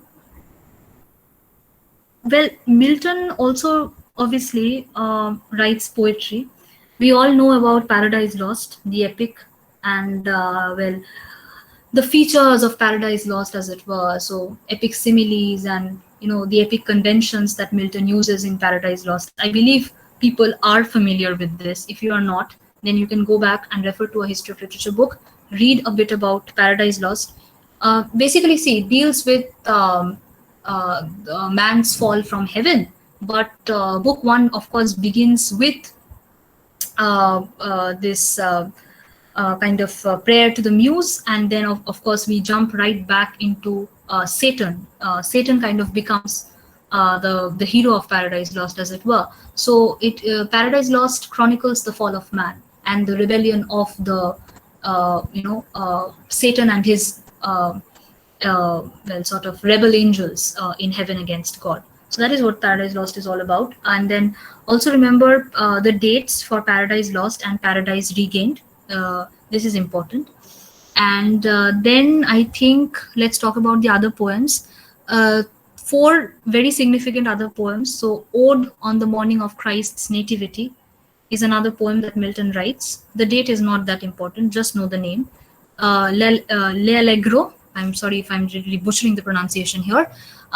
Important thing to notice, this is a poem that Milton wrote, but he composed it entirely in octosyllabic couplets. And Il Penseroso was published in the same year, 1632, as the other poem, and it was also composed entirely in octosyllabic couplets. And then Milton also composes Lycidas in I think 1637, and you don't really need to go into the details of this, but because I happened to read, I did read up Lycidas. So Lycidas was basically, it's a pastoral elegy. This is something that you need to remember, the genre. It's a pastoral elegy that Milton writes. Now you know why elegies are written. So Milton writes this elegy, well, because of his friend, I think someone called Edward King dies a premature death, and Milton therefore composes this elegy. And I think they were college mates at Cambridge or something. So he composes this elegy for someone called Edward King at his premature death. That is all you need to know about Lycidas. And coming to Samson Hello, Agonistes, what should I yeah. hello? What should I read for Paradise Lost and Paradise Begin? The summary is sufficient or the text? Yeah. Just summary is just okay, okay. Good question that you asked. You need to know the number of books that Paradise Lost has, right?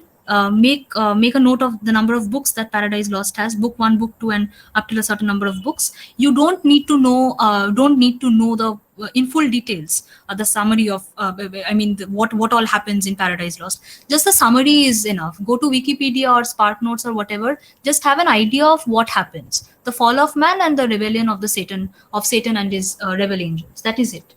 You don't need to go into details of it. Okay. Okay.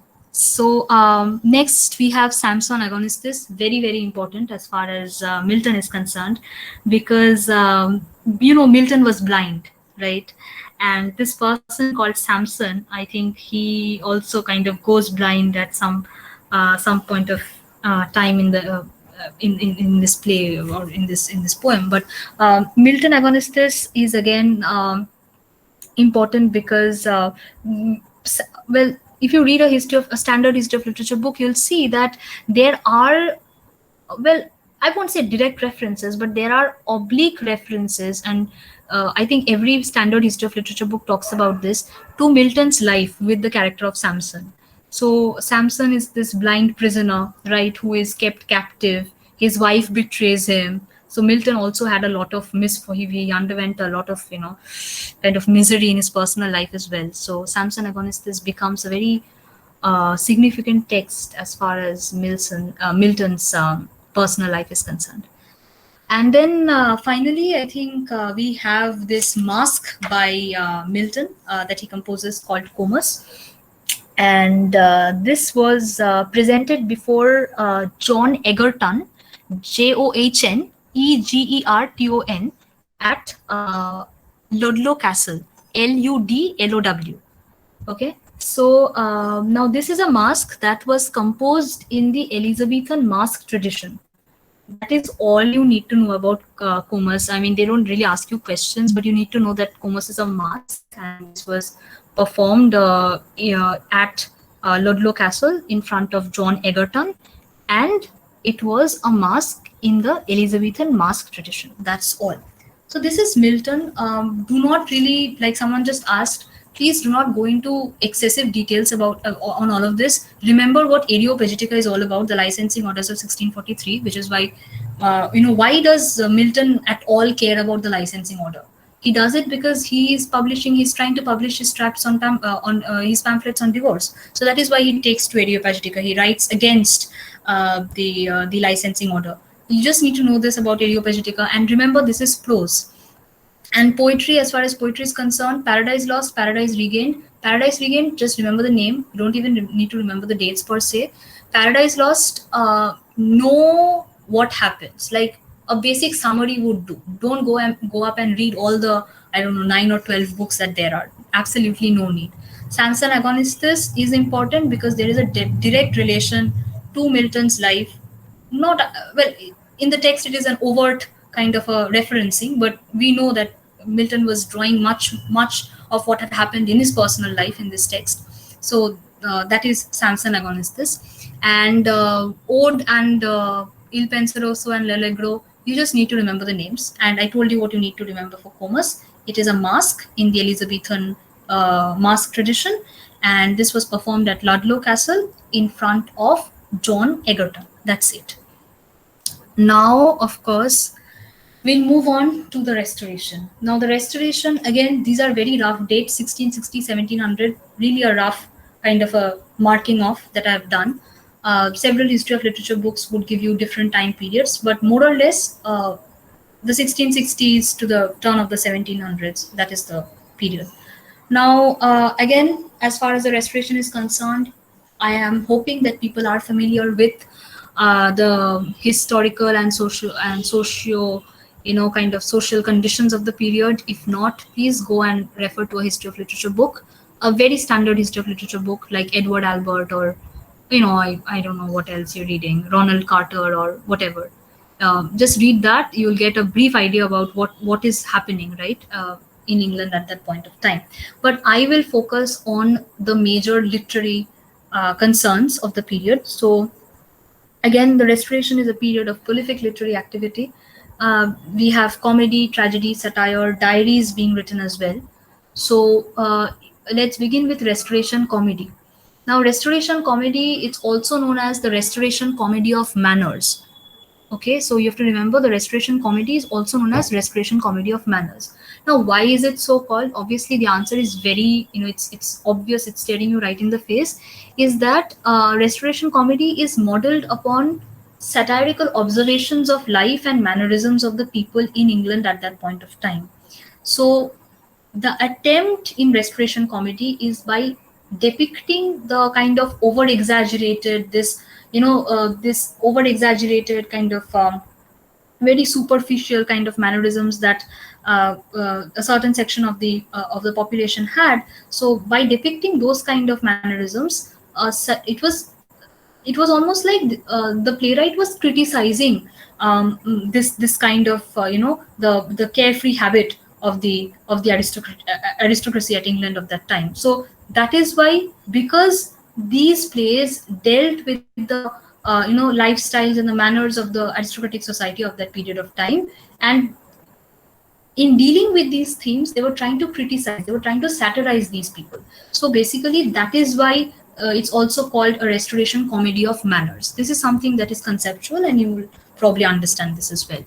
So basically these comedies were like these were like your typical regional dramas that you find on your TV sets, like all those Hindi soaps and serials that you have, and Bengali soaps and serials that you have.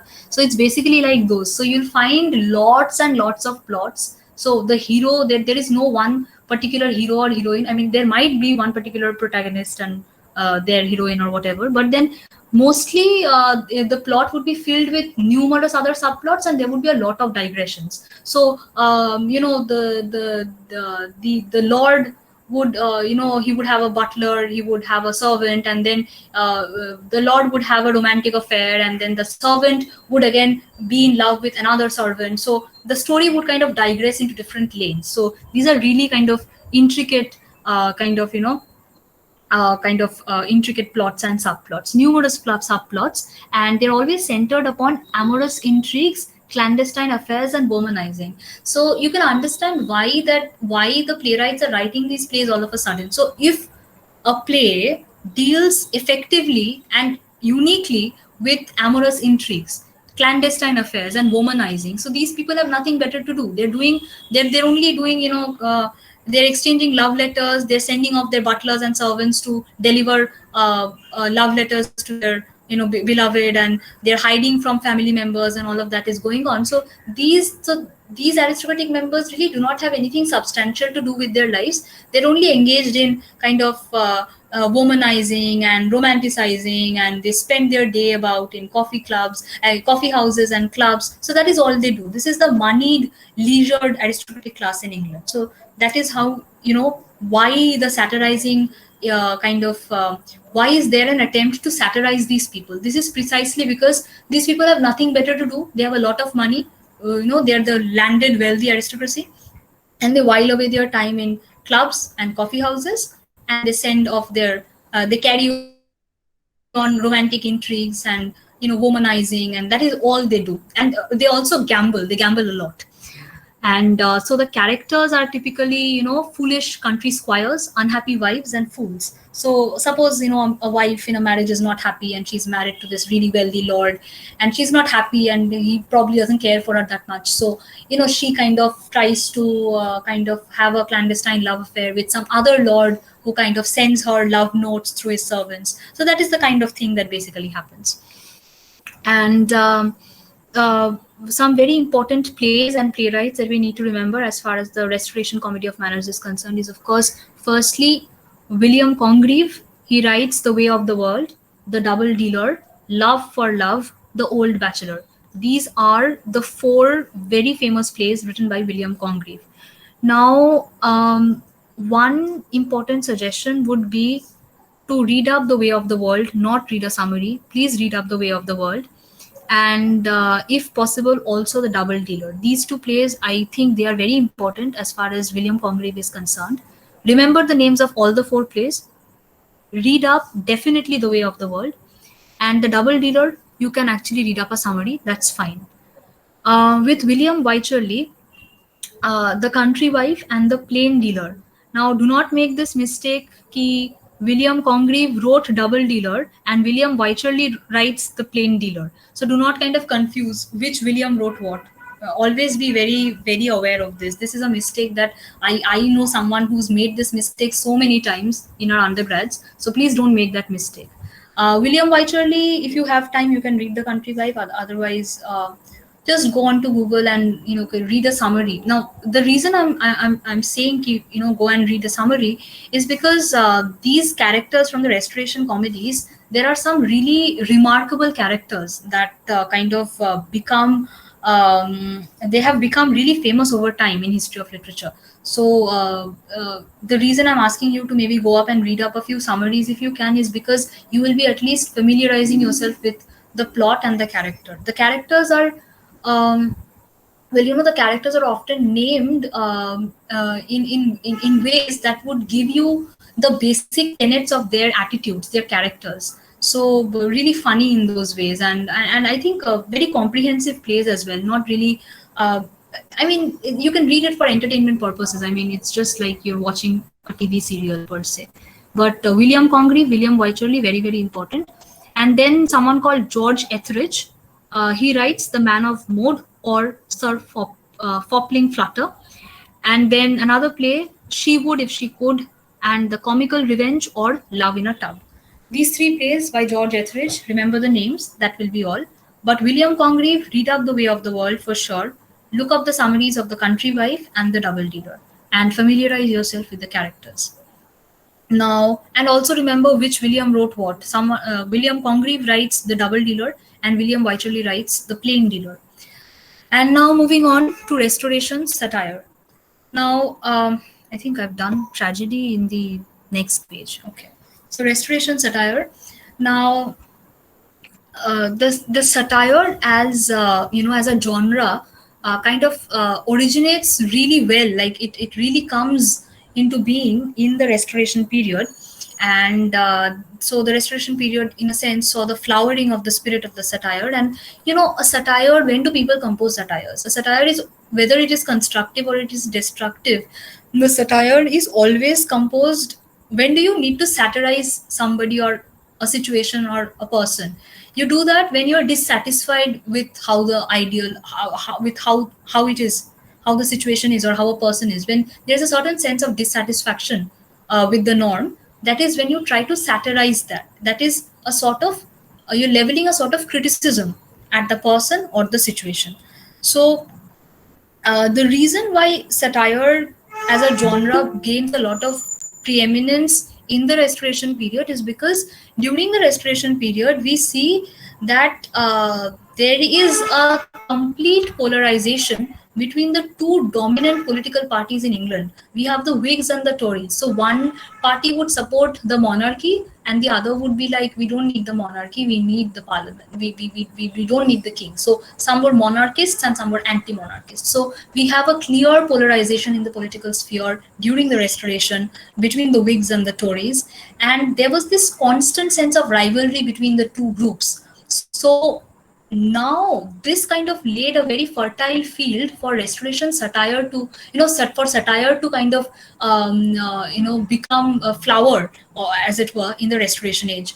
And what these parties would do is they would employ, not as much as employ, but sometimes they did employ uh, uh, these men, these learned men, university educated men, and for political propaganda. So the Whigs would employ somebody, the Tories would employ somebody, and these authors, these writers, or these university educated intellectual men would be asked to compose, satires against the other party, against some individual in the opposing rival party. That is how it would work. And some of the very famous people, in fact, like Thomas Chadwell and John Dryden, these people they spend their whole lives writing back sort of to one another. So if Thomas Chadwell kind of writes something against the opposing party, then Dryden would be employed to kind of write off Thomas Chadwell in another fitting reply. So that is how the satire kind of came into emergence, and that is how the satire kind of really sustained itself in the Restoration age, because of the clear polarization between the two English political parties of the time. And the satires of this period, they were inspired, they took the form of the Juvenalian and the Horatian satire. That is also something that you need to remember. And so the major, I think, examples would be Samuel Butler's Hudibras, and so this was kind of published in three different parts. So 1663, 1664, and 1678. Dates are important. Remember these dates. So Samuel Butler's Hudibras is basically it's a burlesque of high romance. So it's almost like a burlesque. I mean, it's just like a very open kind of a criticizing, a very open kind of satirizing and lampooning of the characters involved. And this is a satire on puritanic hypocrisy. Now, if you remember, previously we talked about Milton's age and Milton's age, and you know that the Puritans, they were really kind of didactic, and they were really moral people. So the Puritans, they kind of had these really strict moral codes that they wanted to follow. And the Restoration satire, and especially Butler's Hudibras, is aimed at satirizing the Puritan hypocrisy, the Puritan sort of modes and codes of manner and behavior and all of that. Also, the reason that Restoration satire, well, at least Hudibras kind of attempts to satirize Puritanic hypocrisy, is because the Restoration, as the name suggests, marks the restoration of Charles II or Charles I. I think it's probably Charles II, if I'm not very mistaken. You can clarify, later when you go through your notes. But I think yes, Charles II, yes. So Charles II, when he comes onto the throne, with the restoration of Charles II to the throne, the Puritan mentality kind of the attempt is to do away with the Puritan morality and the Puritan kind of rigid, attention to moral codes and all of that. So it is only fitting that it is during the restoration, with the restoration of Charles II on the throne of England, that Samuel Butler composes Hudibras, and where he tries to satirize Puritanic hypocrisy. And then again, John Dryden becomes a very, very, very important figure during the Restoration. Dryden has tried his hands at tragedy. He's written satires and everything. I think Dryden, I think he fell short of writing comedy, or maybe he's composed a few comedies which were not really popular with the public. That is why we do not hear a lot of comedies by Dryden. But Dryden was a prolific satirist, and he wrote several satires, of course. A very important one would be Absalom and Achitophel. And if you happen to read a few lines of this particular text, you'll realize that how beautifully and really this is masterful combination of wit and revenge in this text. And in Absalom and Achitophel, basically through the I think. There is a mythological story of Absalom and Achitophel, and he basically draws upon that story when he composes this satire. And here, Absalom, the character of Absalom, is basically superimposed on Charles II, and Achitophel, the character of Achitophel, is given to this person called Shaftesbury. Now, Shaftesbury was, he was this. He belonged to the revenge camp. He belonged to the enemy camp. Sorry, not a revenge camp. He belonged to the enemy camp as far as Dryden was concerned. So he was trying to satirize Shaftesbury. And then Dryden also writes another satire. This is called The Medal, a satire against sedition. Very important to know the names. And then Dryden also composes something called Mac Flecknoe, which is also another satire. But this is again in reply to Thomas Shadwell's Medal of John Bayes. So Thomas Shadwell writes a satire, Medal of John Bayes. And I think the story behind this is, if you read up your history of literature, you will know this. But the story behind this is that I think John Dryden was he was made the the poet laureate or something like that, and he was the medal. It was not a medal. I think they were given this wreath of a laurel wreath or something, olive wreath or a laurel wreath or something like that. And so that was the medal. And Thomas Shadwell kind of satirizes that in Medal of John Bayes. And then well, Dryden kind of writes back with he kind of answers back with Mac Flecknoe. This is Restoration satire. These are the names that you need to remember. Do not need to go into very intricate details. No need to read up summaries and everything. Just know the names, the occasion that the conditions that occasioned each text. And well, for Hudibras, you need to remember the years: 1663, 64, and 78. That's all. Well, restoration tragedy. Restoration tragedy, I think, basically, restoration tragedy, we talk about heroic tragedy with a lot of rhetorical flourish. So, a lot of rhetorical flourish in the kind of tragedy that was being composed during the Restoration age. And the main struggle was between love on the one hand and honor and duty on the other. Unlike Shakespeare's tragic characters, the protagonists in the Restoration tragedy, they do not have a lot of psychological I won't well they don't have a lot of psychological subtlety like you'd find in the tragic figures of Shakespeare, Hamlet, Othello, Macbeth, King Lear. In fact, these characters do not have that. They lack that psychological capability. However, these characters, they meet tragic ends like Shakespeare's characters, but they are also very daring and passionate, right?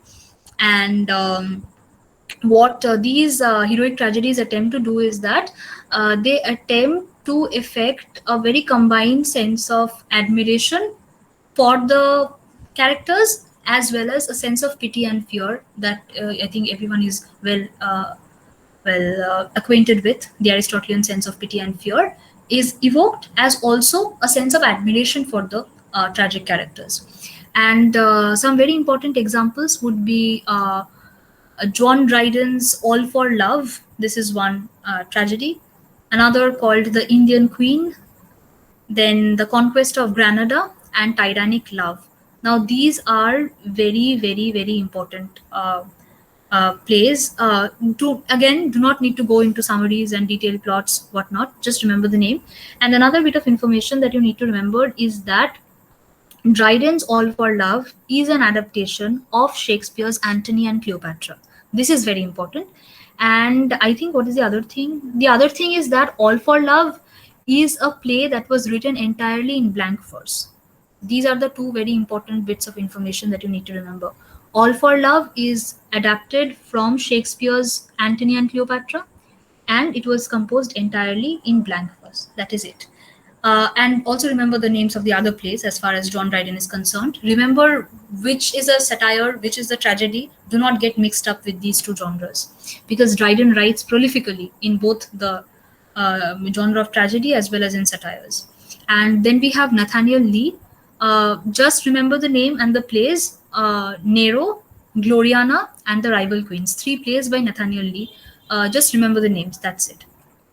And again, I told you in the very beginning that the Restoration age did see a lot of diary writing. That was definitely happening. So, I think, basically two very famous diary writers of the age, Samuel Pepys and John Evelyn. Samuel Pepys's diary basically chronicles the events from 1660 to 69. Dates, remember the names, and also with Pepys, his diary was composed entirely in cipher, which is kind of a secret code, So it took a very long time for people to kind of completely decode whatever he wrote, and he was basically from 1660 to 69. What he chronicled in his diary were basically public events like the return of Charles II. Like I mentioned, the Restoration period, the name itself suggests that Charles II was restored on the throne. And then we have the plague of 1665 that was also recorded by Pepys in his diary, and also the London fire of 1666. Do not mix up the dates. The plague is 1665 and the London fire takes place sometime around 1666. Now we will talk about prose. Restoration prose, the major writer would be John Bunyan. Bunyan's writings were allegorical in nature, so you would have these characters, honesty and virtue and duty and all of those. These would be the kind of characters, they would be personified. And so these are allegorical writings in John Bunyan. And two of his very famous works, Pilgrim's Progress and Grace Abounding. Now, for Grace Abounding, just know the name, that's fine. But for Pilgrim's Progress, I would suggest that if you have a standard history of literature book available with you, like any standard history of literature book would offer at least one small paragraph on Pilgrim's Progress. So I mean, it would help if you know what it is all about. I mean, not really detailed summary, but at least 1 2 lines of what the text is all about. Just get to know what the plot is all about. That will be all for prose. And I think that this is the end. Yes, this is the end of today's session. Okay, just hold on for a second. Right. So basically, that was it. That was what I intended to cover for today. And from, I think tomorrow I would cover the rest of it. For from, I think I would start with Pope, definitely, and then I would continue all to the well, to the modern and the postmodern for a bit, and I would definitely also talk tomorrow about the Irish dramatic revival. So I guess that will be it for today. And if you have any questions or queries, okay, let me check the chat. Okay, just I will. Sorry, let me go through this. What was English taught in universities?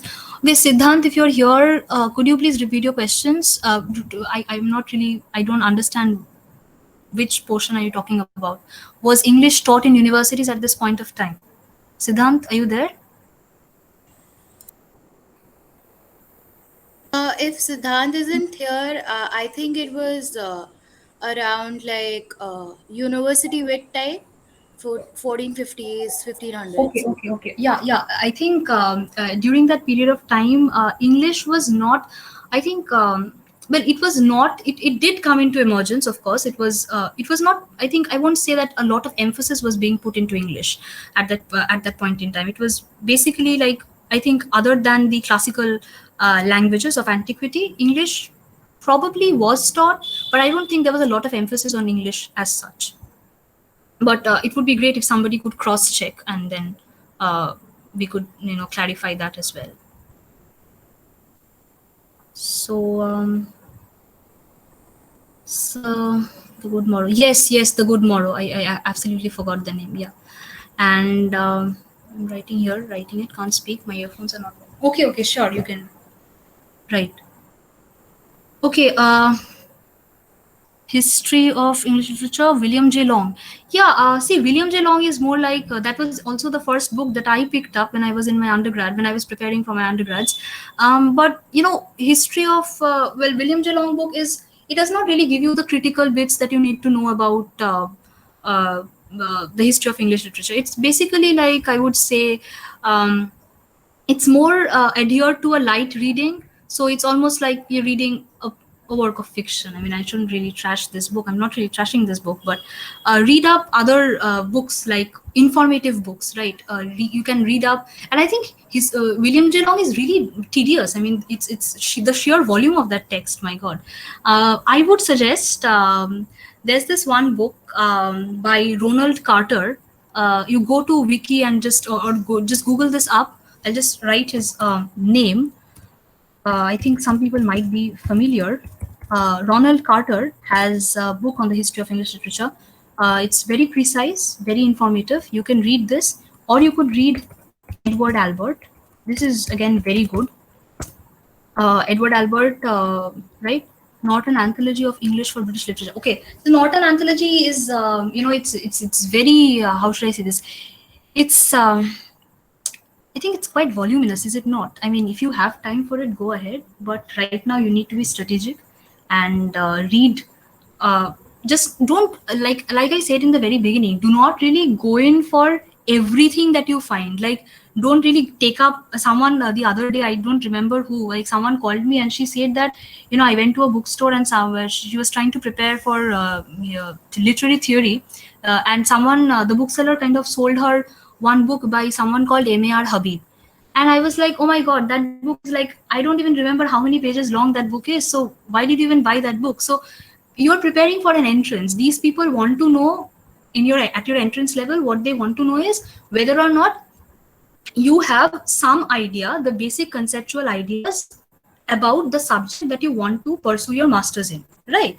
So you don't really need to buy all these or even look at, you can if you want to, if you have a lot of time, but right now get your basics cleared out, and conceptually let your conceptions be really clear that this age gave rise to this genre. Why?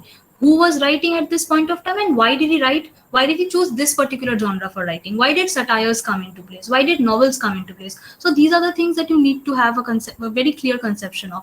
You can read William J. Long, but I would suggest that go for books by Ronald Carter and Edward Albert, because these are very accessible books, very comprehensive as well. Okay. I had a question if I can. Yeah, yeah, sure.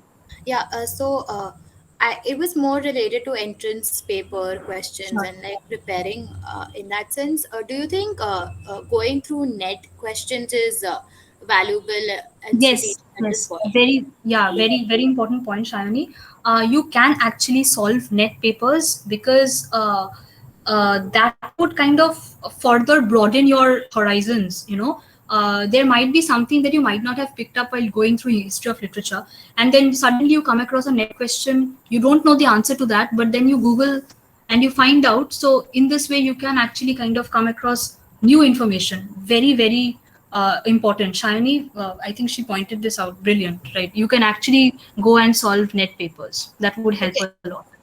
And I sorry, I had another question. I Yeah. wanted to ask, like, if you could, like, I know this is a JNU prep kind of series, but I want to know if you could also, like, kind of point out like how certain question papers, if you've given masters ka questions, how they differ, in a sense, like how maybe DU differs from JNU, if you have any idea, like DU and JNU, if UHC Hyderabad, like if. Okay, okay. So, to be very honest with everyone here, last year I only sat for three. I applied for three universities. One was JNU. JNU का exam एकदम last में हुआ था, sometime around September. I think end August, mid September, something like this. And the first exam that I sat for was FLU. That was the one that I applied for.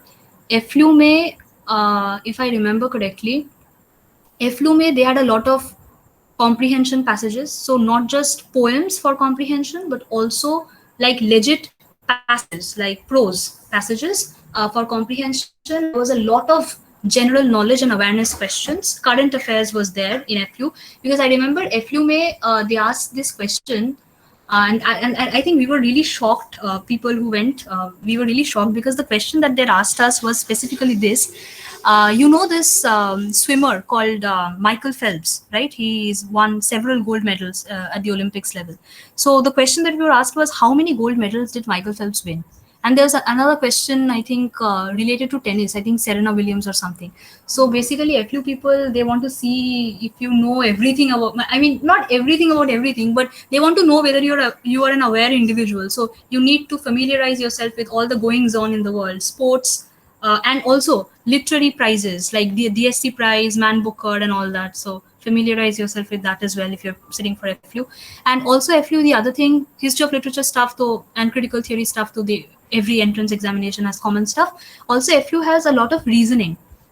So the kind of basic reasoning and reasoning questions that you get in terms of competitive exams. So if you practice that as well for FLU, it might help you. And the other university that I filled up a form for was DU, but for some problems I could not really go and sit for that exam. So I really don't know how the DU paper turned out, to answer your question, Shayoni. But this is all that I know. I mean, I have not really filled out forms for BHU or Aligarh Muslim University and Jamia and all of that. So I think you'd have to ask somebody else. But I believe that if you are preparing for one particular entrance, as far as English literature is concerned, if you know the basics of your undergrad, na, matlab, if you know your theory, if you know your history of literature, and if you know and if you know how to read a passage, then I think pretty much you're sorted. I mean, ho sakta hai. I mean, that's how I did it anyway. So, okay. Okay, Yeah, does thank you. JNU have, yeah, okay. Go ahead. Shani, you were saying something? No, no, I said thank you. Okay, okay, sure. Okay, some Shubha Lakshmi asks, does JNU have reasoning too? No. See, 2019 say they turned on this MCQ format. Previously, it was a very descriptive kind of a format, so you have to write long answers based on your conceptions and all of that. 2019 say they did the MCQ. 2019 paper I checked, there was no reasoning. 2020 maybe we did not get any reasoning, and I don't think there is a reasoning bit in JNU. I don't know what. I mean, if they pull the cat out of the bag, then that's a different thing. But I really don't think they have reasoning in JNU. No. Well, the last 2 years they did not have any reasoning, so I don't think we'll have reasoning here. The people who are prepared. Okay. Who are preparing, how many seats are there for English literature? Okay, this would be something that someone who is preparing for FLU can tell you. Last year for English literature specifically, I think we had around in the first list. I think in the general list, I think we were 11 or hardly 11 or 12 people in the general list, first list, and in the other lists, I think there were around. So maybe you can say key around 17, 18 people if I'm not grossly wrong. But the seats in FLU are really less. Okay, someone was asking, wasn't morality magical in mystery plays came into play right after the Battle of Hastings? And did it exist during Shakespeare's time? Okay, to be very honest with you, I would really have to look that up. I'm not very sure whether they came into existence after the Battle of Hastings, Siddhant.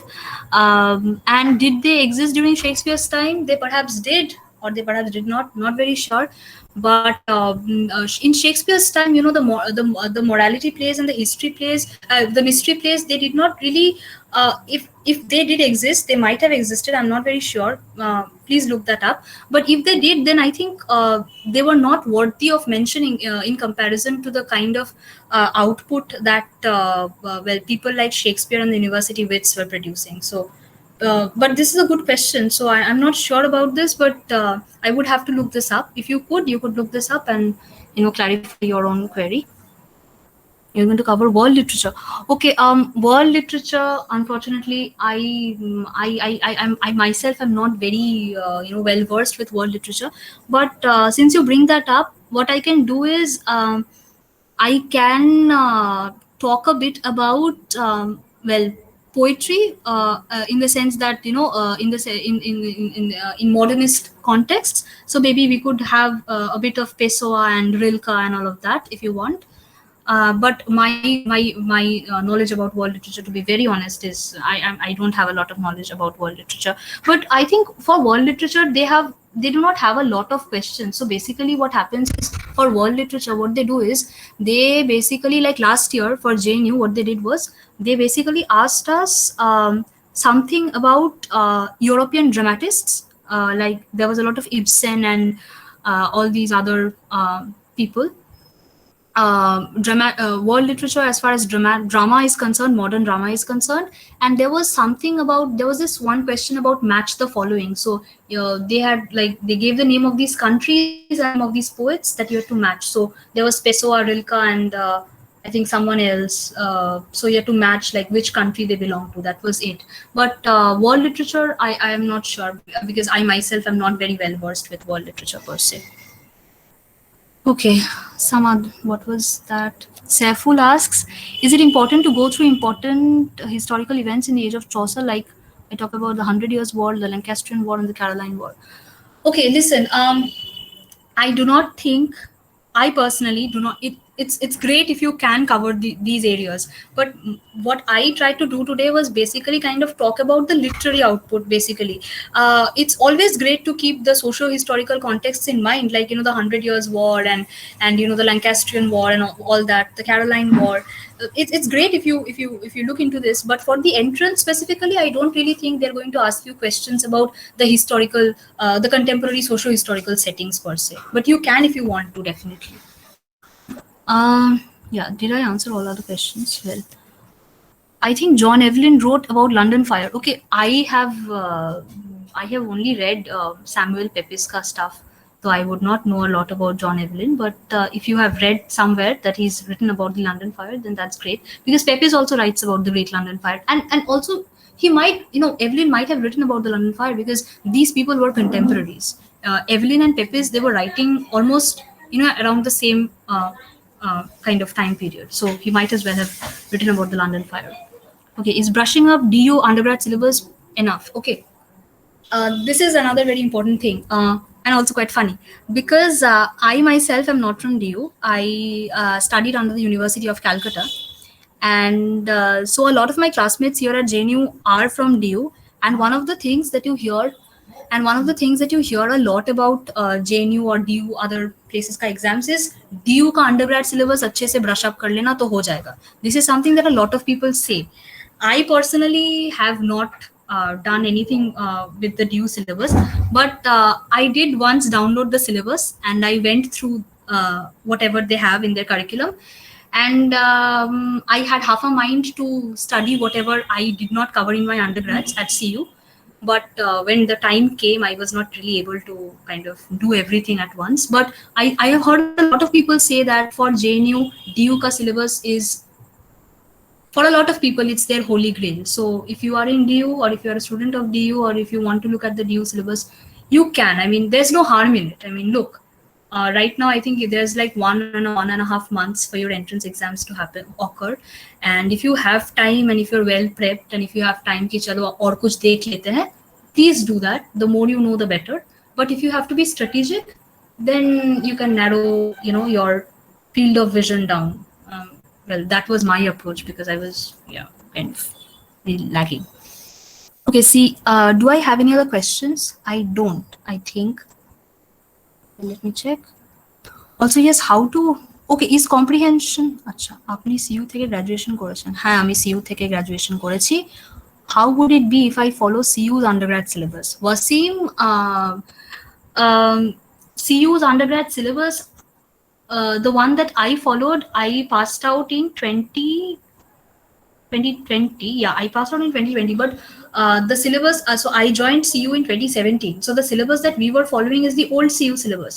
But under the CBCS system, which came into effect after I joined, so when I was in my second year, the first years in CU, they were under the CBCS system. And I think the syllabus was significantly changed. So I do not have much knowledge about the CBCS syllabus as such. So maybe don't go on blindly following CU ka undergrad syllabus, because CU people, they talk a lot about canonical stuff. Also, history of literature, we are doing canonical stuff, but be open to other, that is why I think when some people say ki follow DU syllabus, they are really talking about the other things that they're doing at DU.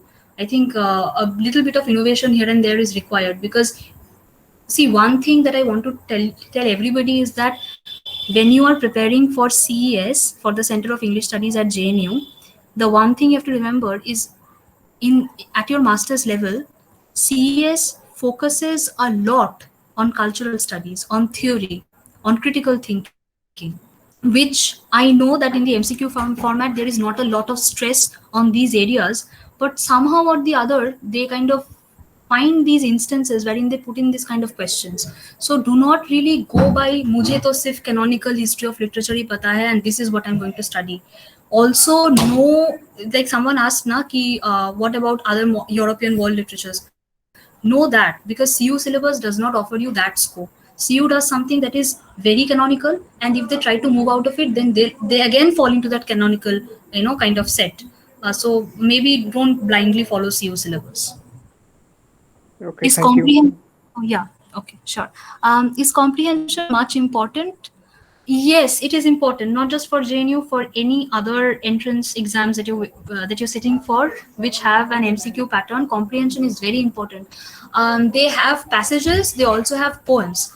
So, I mean, it helps if you read a lot. If you read a lot of, not just a lot of fiction, definitely not.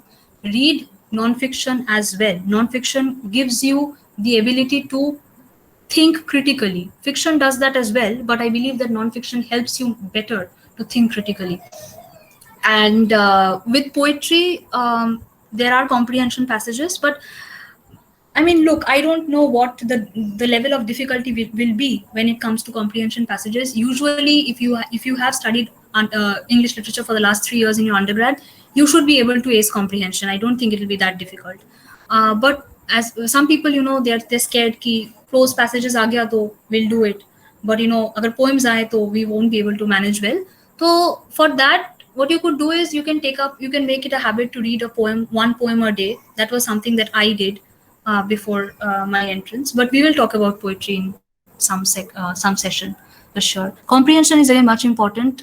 So read a lot. You can read newspapers, you can read fiction, non-fiction, whatever, but make reading a habit.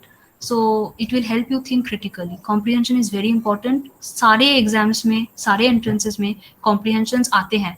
I think FLU में तो I think we had 5-6 passages last year.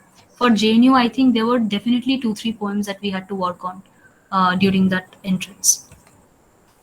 I didn't have English in my UG. Can you give me some tips? Okay, this is a bit difficult because see, do not be do not be brought down by the fact that I didn't have English in my UG. I know a few seniors who did not have English in their UG, but they got into JNU ka masters. So the one thing that I have heard people say is जो basic core components है, you have to remember those things, like history of literature ka certain facts and information. You have to remember this. You have to remember a few things about critical and literary theory. That is also very important. So ye sab facts and informations, if you have at your fingertips, it helps. But I mean, see, it's definitely your peers would have a greater degree of advantage over you because you do not have you did not have English in UG. But I would say, I mean, follow what people are doing. And the three basic areas I already told you about is history of literature, and these are things, critical theory and literary theory, facts and figures and personalities, writings, text, ये सब का जो names and all है ना, ये आप मतलब even if you are not from English, these are simple facts. So even if you are able to know these facts, then for someone who is not essentially from a English background can ace the exam, I feel, right? You could do that. So maybe focus on those things right now. I think it's a bit difficult if you don't have English in your UG, but I don't think that's something that should weigh heavy on you and you should give up, like I'm not from UG, I'm not from English, so I can't do it. So don't have that mentality. Follow whatever is being done, and try to read up as much as you can. That is very important. Is there anything else that I'm missing? Any question? What is the third one? Third area? The third area would be your poetry, the poetry area, or the comprehension part, because that would definitely be a reflection of how you think as an individual. So your critical thinking abilities, of course, they will be kind of harnessed and further kind of sharpened by if you had UG in your undergrad. But I mean, if you are somebody who's well read, somebody who's in touch with everything that's been going on, I don't think it will be very difficult for you to ace comprehension passages. Because see, prose comprehension passages, आप कोई भी competitive exams में चले जाओ, you will get prose comprehension passages. It will always be there. But for poetry it might be a bit difficult, but then you have to just think right there on the spot and come up with an answer, and hopefully it's the right one. How much literary terms are important? Okay, literary terms are important. See, for JNU last year, if my memory serves me right, we did not really have a lot of literary terms. I don't even remember if there was even one literary term per question. But yeah, the standard book that people follow for literary terms is M.H. Abrams, A Glossary of Literary Terms. That's the book. You can follow that book, and yeah, I mean, it's always good to know, because some of the basic things you should know, like what is an epic, what is an ode, what are the different kinds of odes that there are. So what is a satire, what are the different kinds of satires that we have. So literary terms could be important, but I have not seen questions from literary terms in the past years. But I will definitely, I intend to, of course, cover a few. I would want to discuss a few literary terms in the last session that we have, the one that we have dedicated to poetry. So maybe there we could cover a bit of it. How should I go about glossary of literary terms? There's a lot to cram. Yes, there is a lot to cram, which is why I kind of try to, kind of not really go about it. But see, Priyanka, the glossary of literary terms, I have the book, it's this thick. Okay? So we are not going to read the whole of it. So if you want, what I can do is, I can offer you a suggestive list. Let me say it's a suggestive list only of literary terms that you could really read up, genre specific. I could do that on the last day when we are discussing poetry. Maybe on that session, I could talk about a few literary terms from poetry, some from drama, and some from the novel if we have time. Or if we don't have time, then I'll just leave a list here in the chat box and everyone can go through that if you want to. Because there's no point trying to cram, the entire book. I mean, that book gave me nightmares in my first year. Don't do that.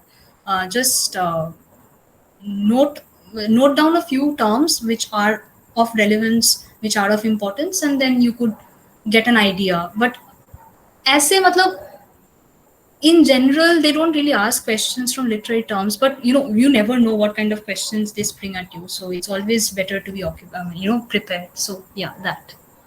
So do we have any other questions, or it's been like 2.5 hours almost? Then we could. Is Pepys more reflective and Evelyn more factual in the way they write? Okay. See, this would be again a bit controversial to kind of comment, like to take sides here. But there was, I read, I don't remember in which particular history of literature book, but then I read somewhere that Pepys was Pepys, or I think Evelyn or Pepys. Someone, these diary writers, what they were trying to do is they, like later scholars and later researchers, when they went through these works, they kind of found out that the kind of diction that they were using and the kind of over exaggeration of the events that were being noted down in the diaries, those were definitely done. But I mean, see, if you keep a personal journal and if you write down whatever is happening all around you and in your personal life, I think the tone of writing would be very different from what somebody would write if they knew that this would be set aside for publication. So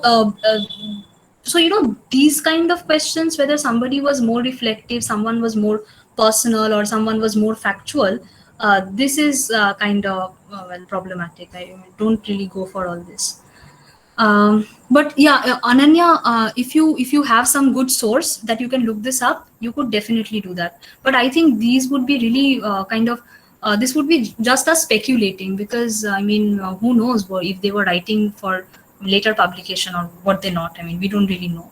So who is reflective and who is factual, God knows. So is there any negative mark for wrong answer? I think in JNU you do not have any negative marking. If I can someone confirm, I don't think we had something for JNU. I don't think we had negative marking. We don't have negative marking. Girls have an advantage because girls are awarded 5 extra points above boys. So that is something. Yeah. Yeah. Thanks, Anurag, for clarifying. There's no negative marking. Yeah. So Roger North was also an eminent diarist of that period. Okay, that is brand new information, because I personally have not heard of this person. But yeah, if you're saying he could be, and if you are sure about it, then yeah, he could be. But see, restoration, Mena, the thing that they really talk about is mainly the very two well-known diarists are Samuel Pepys and John Evelyn. These are the two names, right? And the other stuff for restoration is more important, because they talk a lot, because you have a towering personality like Dryden present, who's writing satire, who's writing tragedies, and then you have also restoration comedy of manners. So these names, I think Roger North, I have not heard of this name of this person. Well, he might have definitely written a few diaries, and probably he was eminent, but not something that I've come across. Does the JNU entrance preparation book have mistakes or errors?